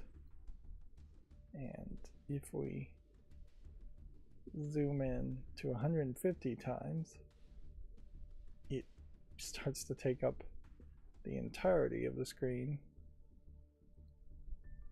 and so all of your pop-up stuff like this is now being taken up by this. That's much more of a big picture mode. If we were to really zoom in to 200 times, it then breaks the website fairly badly as far as where that pop-up is. Not too badly. If we were to go 300 times, I'd say the website is fairly broken there. This is for the extremely visually impaired type display. If we go up to 500 times, which is Firefox starts to change, it gets way too big, and that is the maximum zoom on Firefox is 500 times. This is 400 times, not really usable as a website. 300 times would be a struggle to use as a website, and more than likely if you have that level of visual impairment that you need something 300 or 400 times bigger, you're going to struggle to find games that are actually visible and playable. At 150 times you can just barely squeeze most of a trailer video on the screen. Generally though, on a website you are trying to go at 100 times, which that leaves a decent amount of gap on the sides there. Yeah. So yeah, the new banner, which I immediately hid, does seem like it has made a bit of an improvement over this side bars that were available previously. Yeah, and it probably does indicate the direction that Valve is very focused with Steam, in that it is more about making a smooth big picture mode experience than it is to try and have a 4K or 8K experience on a giant monitor, where you have more of that Japanese style of web design where every single option and piece of text is always visible and every link is always visible. Moving on, Baldur's Gate 3 gets native Linux version to improve it on the Steam Deck, which is probably why we saw Baldur's Gate 3 on the as a tab being open. That being said, I don't think I would ever play Baldur's Gate 3 on the Steam Deck, and it's definitely not age appropriate for kids, so the kid I gave his Steam Deck to wouldn't be encouraged to play it either, not for many years. Book Thief, I don't think I really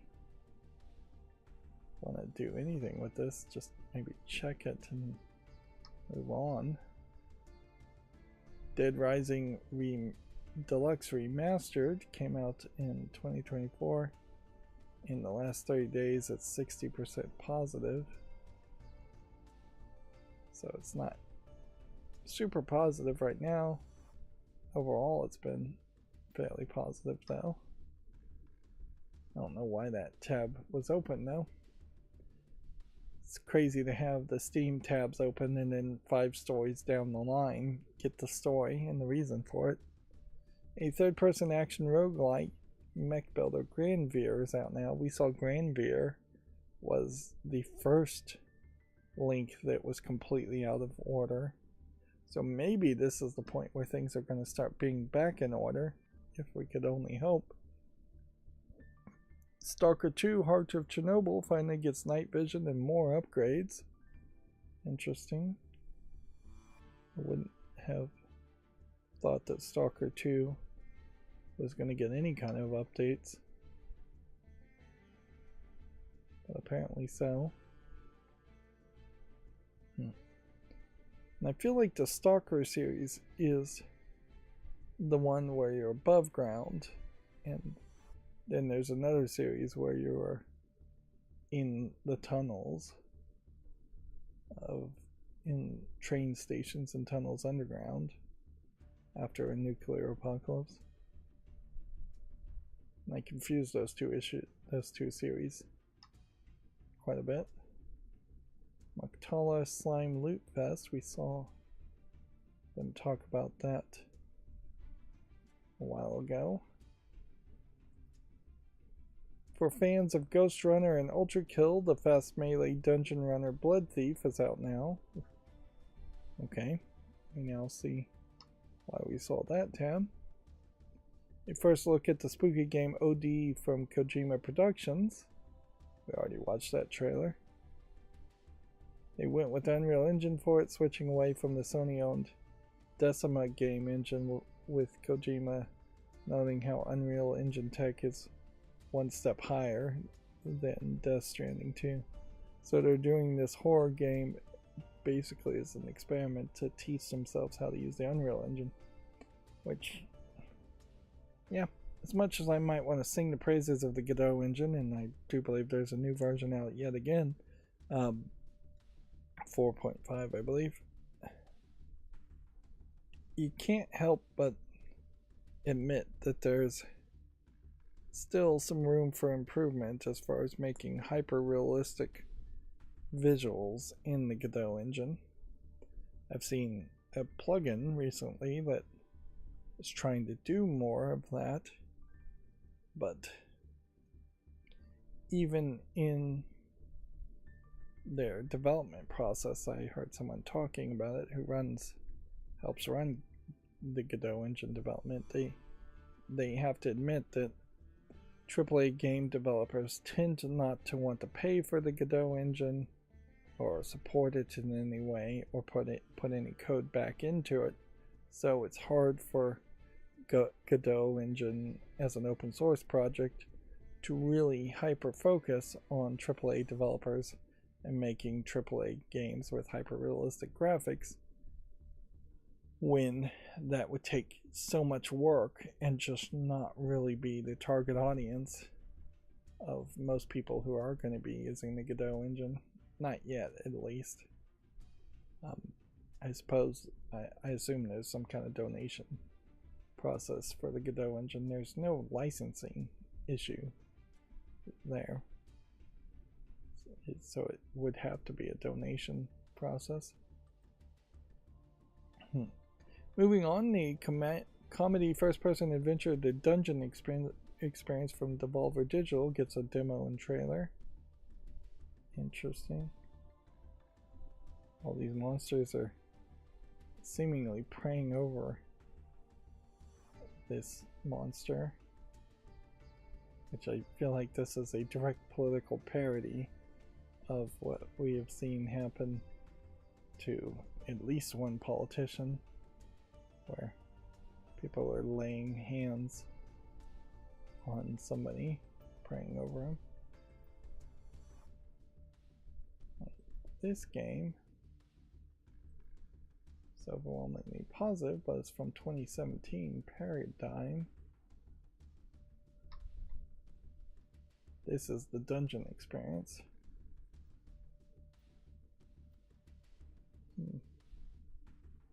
Which there might be something funny here, but also I wouldn't be surprised if Devolver Digital's brand of comedy has pretty much run dry and lost me as a fan. Not sure they even really had me as a fan. Let's see. Pocket Pair announced a farming life sim spin-off, Pal World Pal Farm. The first sentence here, Pocket Pair have to be trolling Nintendo and the Pokemon Company at this point with the announcements of Pal World Pal Farm. Yeah. Again, I just think people may be so hyper excited to slam Nintendo and the Pokemon Company that they are willing to buy into what might very well just be a meme game at some point, just because it's somewhat similar to Animal Crossing, I guess. I guess it is the case that Nintendo did just announce a farming game for mobile, but I mean, I don't even know if it's really that comparable. We have Kintum as a game to be announced. I think I was trying to keep things off the fall list if they haven't been released or announced, even in the early access form. So if I was going to do a fall list cleanup, I probably should consider that again. Deadly Days Road Trip brings inventory management to a survivor's like, and it's good, according to Gaming on Linux. Visually, it's not particularly catching my attention. Who knows, I'll give it a chance. I'm hoping when we're done with Gaming on Linux, we won't have any more problems with tabs being in the wrong place. It would be kind of hard to have problems with tabs being in the wrong place because all the tabs will be next to each other. Valve fixes a DualSense crash on Linux/SteamOS and improves game recording with Vulkan. Another little tweak. Now, the weird thing is, in desktop mode on my Steam Deck, when I last used it a couple days ago, there was a SteamOS update through the Discover app that could be installed. And that's weird to me because I would not have thought that SteamOS updates would have come through the app updater in the desktop mode, and that they would have been exclusively built into the app updater of Steam itself. But maybe there is a growing movement here for desktop mode to potentially function by itself without having to boot into gaming mode. We still haven't gotten to that point though, and that is perhaps a feature that they are intentionally leaving off the table. But it is kind of weird that you can't say, hey, I have this device, I use desktop a lot more, let me just boot into desktop mode and I'll go into gaming mode when I want to game, if I ever want to go into gaming mode. But at the moment, the Steam Deck does not allow for that. Every time you power off the device and power it back on, you're going to go into gaming mode first. These updates still not doing huge amounts of stuff. And then the last thing here is grab the Steam Deck LCD 256 for cheap as Valve gave it a discount. The Steam Autumn sale doesn't start until 5 days from now, September 29th. Okay, that's good to be reminded. Right now you can go ahead and grab the Steam Deck LCD for 20% off. The discount on Steam Deck will run all the way through the autumn sale until October 6th. so there's no hurry, but stocks also tend to fly whenever Valve puts a Steam Deck on discount, which they haven't done except for in refurbed versions.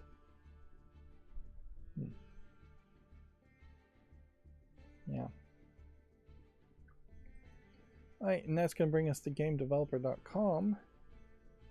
Crafting claims Unknown World founders stole what essentially amounts to a blueprint for Subnautica. Publisher says in its latest court filings shows 3 former Unknown World execs violated their obligations and misused company resources. This is one of several lawsuits that I think we're seeing right now. It only may go deeper as the economics get worse and worse around the world. I wouldn't be surprised if we see more and more lawsuits, particularly in the game industry, which is definitely in a bubble state. I would not be investing in video game companies right now, and if I was capable of investing in Valve, that might be the only one I might invest in, but even then, probably not a good one to invest in. But yeah, I will leave it at that. Check out this GameDeveloper.com article if you're interested. Let's see. Former app-loving leaders establish a casual mobile studio called Cheer. The studio intends to craft puzzle games with fresh gameplay. Okay. Cheer. Interesting logo here with little eyeball squints. Sorry, I've got the hiccups, and I think it's going to be one of those hiccups and burping at the same time situations if I'm not careful. Interesting logo, perhaps too simplistic of a name. Not that video game names have to be that interesting for the company names. Embracer's CEO acknowledges AI concerns but says the tech can become a catalyst for creativity, parentheses, and profit. The newly appointed Embracer boss Phil Rogers said the company will adopt a strong ethical framework, quote unquote, when using generative AI. I would probably die of shock if I ever saw a company adopting a strong ethical framework. Frankly, I'd die of shock if I ever saw a company that even knew what the word ethical meant to the real world and your average person. Because in business terms, ethical is make the most profit for shareholders no matter what. There's no other ethics other than greed. Hideo Kojima partners with Niantic Spatial to turn the world into his canvas. We'd already watched this trailer. See, this is the only time you actually see a phone out in that whole trailer. It's really early on. Midwest Games raises $2 million to support publishing as a service model. Midwest Games is scaling up to give more partners the strategy, marketing, and production expertise they need to get their games to market and succeed. This Midwest Games is making me think of Midway Games, a very old company that probably isn't around these days. But yeah, it is not the same company. That's the problem with names, is that they can lead to confusion pretty easily. Let's see. And then Probably Monsters is the latest studio to fire someone for posting about Charlie Kirk. This story might be a little bit older. So far, in the past couple days, I haven't heard any major controversies or people getting fired. But who knows how long things like that will happen. That's going to bring us to all the new games on Steam, so with any luck, we should be able to burn through these fairly quickly. Again, I will say, when I move my mouse this way, it means I'm moving to the next tab to keep it to make a YouTube short. When I move my mouse this way, it means I'm closing the tab because I don't think the game is up to snuff to even get a YouTube short.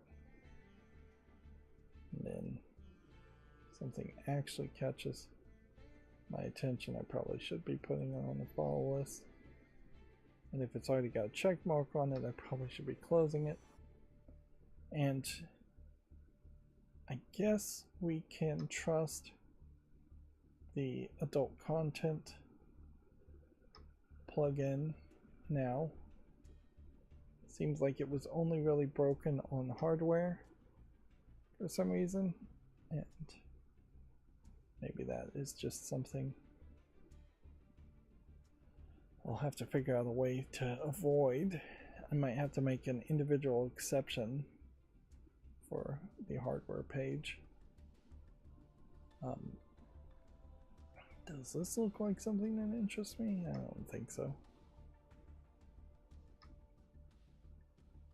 But yeah.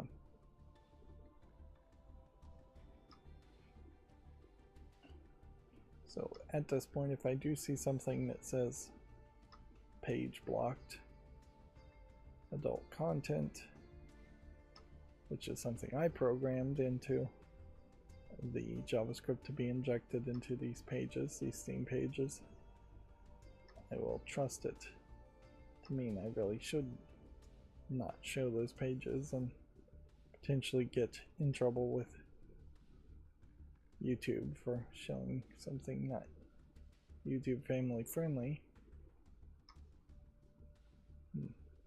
These pages will all reload next time without the bar at the top, but they will still have a level of extra space at the top,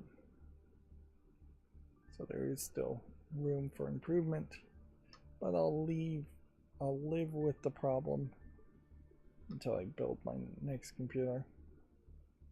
But yeah, I'm not really doing enough progress there. It's been probably a week or more since I last did anything at all on my computer. Yeah, I've ordered a new handheld duster. I mentioned that earlier. With that, I may be using it to dust out my new computer before even plugging it in and turning it on. And frankly, I probably should just go ahead and get that Tuya smart card while I'm at it and while assembling the computer. I do think that there's a decent chance that I would, if I got like one and experimented with it, that would be fine, because there's 4 computers potentially that I could end up wanting to do that with. Yeah.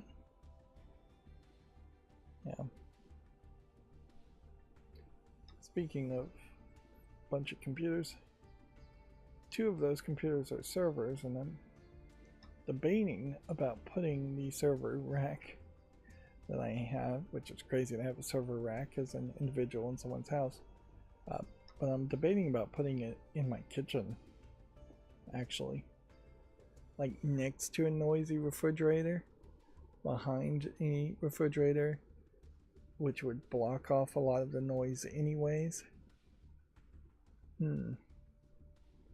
Probably wouldn't work particularly well. It would probably still be like way too noisy for what it is. One of the things about server cases is that the CPU fans tend not to. This feels like this should have some adult content tags on it, but it doesn't, and this might be more of the censorship issue.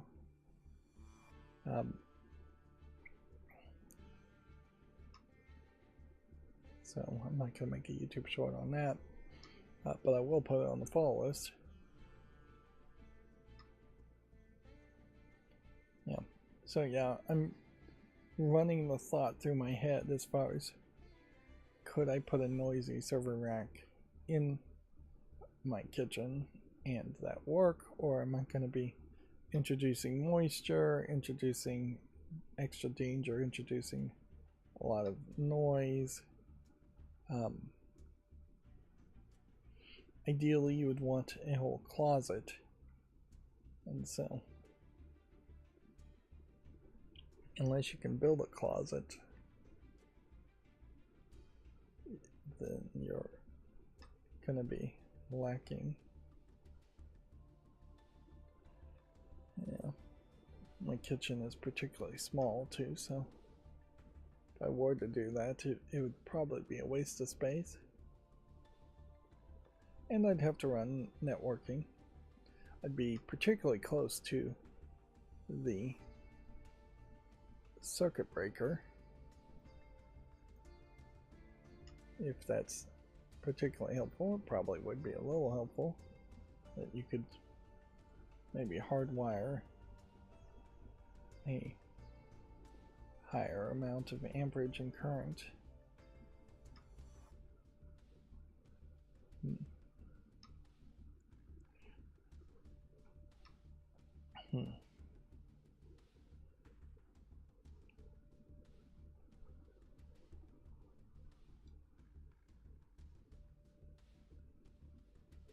It is definitely a thought. Certainly. And really, maybe the solution is more simplistic in that, oh, this weirdo game is out now and weirdly being received fairly positively, or very positively.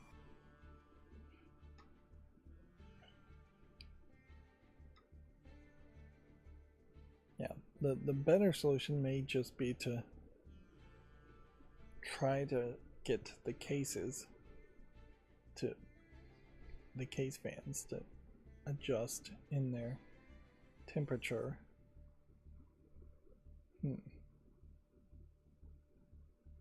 Which I'm not sure I can really do that as far as, can I put a new fan controller in it to pulse width modulate the fans instead of just having them run at maximum.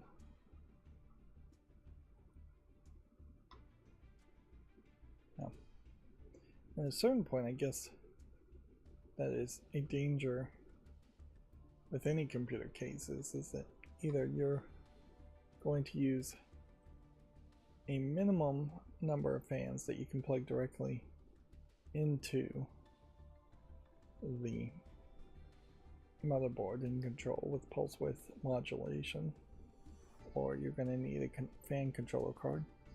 Right, so the one that popped up the warning was baby steps, which there isn't. That's not wrong, because there is a tag in baby steps as mature. Deconstruction simulator. We've seen some other deconstruction games. This one, if it comes out well, could be even more visually realistic. That might be more interesting. Previous deconstruction games I've seen have not been particularly cool. Cool's the wrong word. I mean realistic in its visuals. Here's that game. It has my face. Here's the House of Tesla, which really just feels like it is a hidden object game. So does Tesla really get you a bunch of extra sales? I don't know. Maybe it does. Colony 37.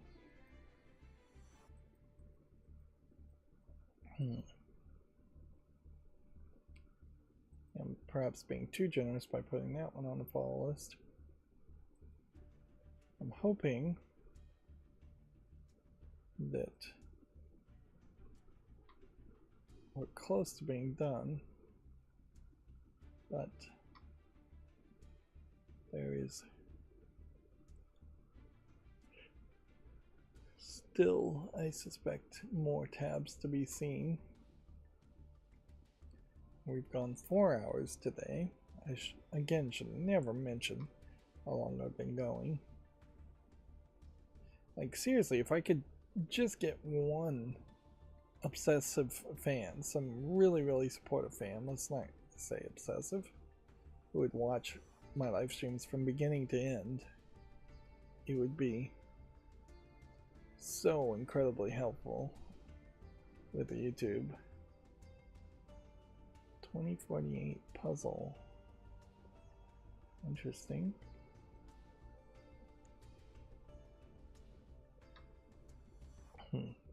Yeah, 12 hours potentially, or 9 to 12 hours potentially every week.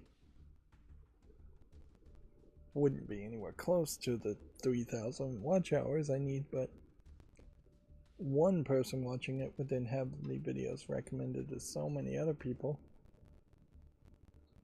I don't know how other small content creators who are making like 5-minute videos once a week have any chance of having reasonable watch time. You just have to get so many more views. Like, the whole grift really exists on Steam, obviously. So this next game that was censored is called Realm of Illusion and is tagged with nudity. It looks like it's just an RPG game, though. Might be decent.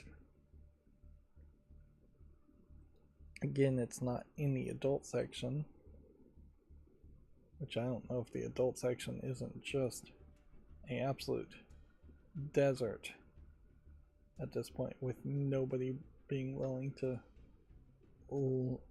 isolate their games into the adult section when Steam is in no way advantaging them to self-report and be in the adult section.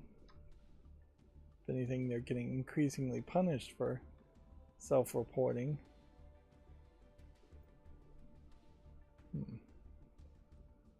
Next game is tagged as Zombie City, and it just didn't load, and that was the problem there. So that's still an issue too, is that when the page doesn't load, it still points to having a adult tag when it doesn't, when it's not even showing a game. So I could potentially make 2 exceptions in that case and see if that works. Although the 2 exceptions might be very different exceptions that I would have to program. Again, not something I'm going to work on anytime soon. I've got so many side projects and back projects. One of my side projects was to literally just organize my project ideas, and I made the Excel form for it and then never returned to it. So in my effort to be potentially more organized as far as here's a project board, I didn't actually help myself any, and instead just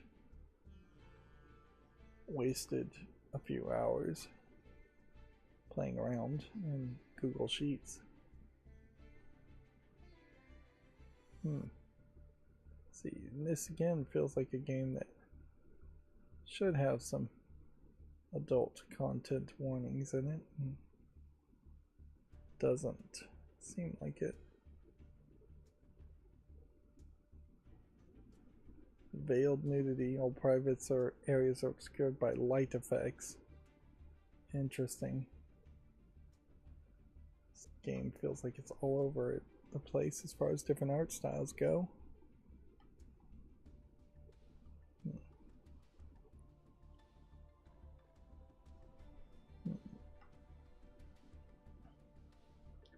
Free lottery looks like nothing.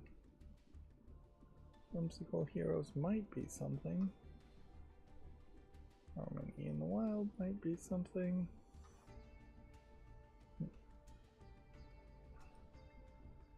Mass sports grade might be something.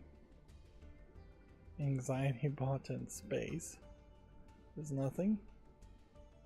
Okay, and that brings us to the follows cleanup. Are we going to actually have anything new that we need to look at as far as follows cleanup?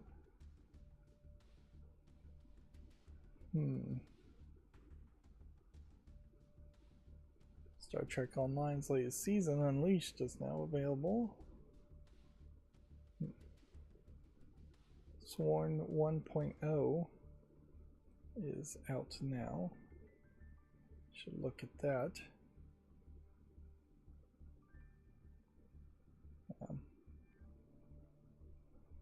I think that's probably all we really need to look at is Sworn 1.0. This is where the fall list cleanup is supposed to kick in, and that we see it's 82% positive overall, but now that the 1.0 is out, it is mixed. Did they abandon the game? Rush 1.0 release, not to mention the other games, The Enemy on Board, which is an EA and was abandoned 4 years ago. Rush 1.0 release alongside 4 cosmetic releases. Or, honestly, if you're looking for a co-op Hades experience, just play Ship of Dreams. This feels super bare bones in comparison. Alright, so I think that feels like we should take that off the follow list and move on to the end of the show. Okay. So yeah, 4-hour experience, not too terrible. Questionable whether I'm going to now take a nap early or if I'm actually going to accomplish anything more for today, which typically I don't accomplish much on Monday, Wednesday.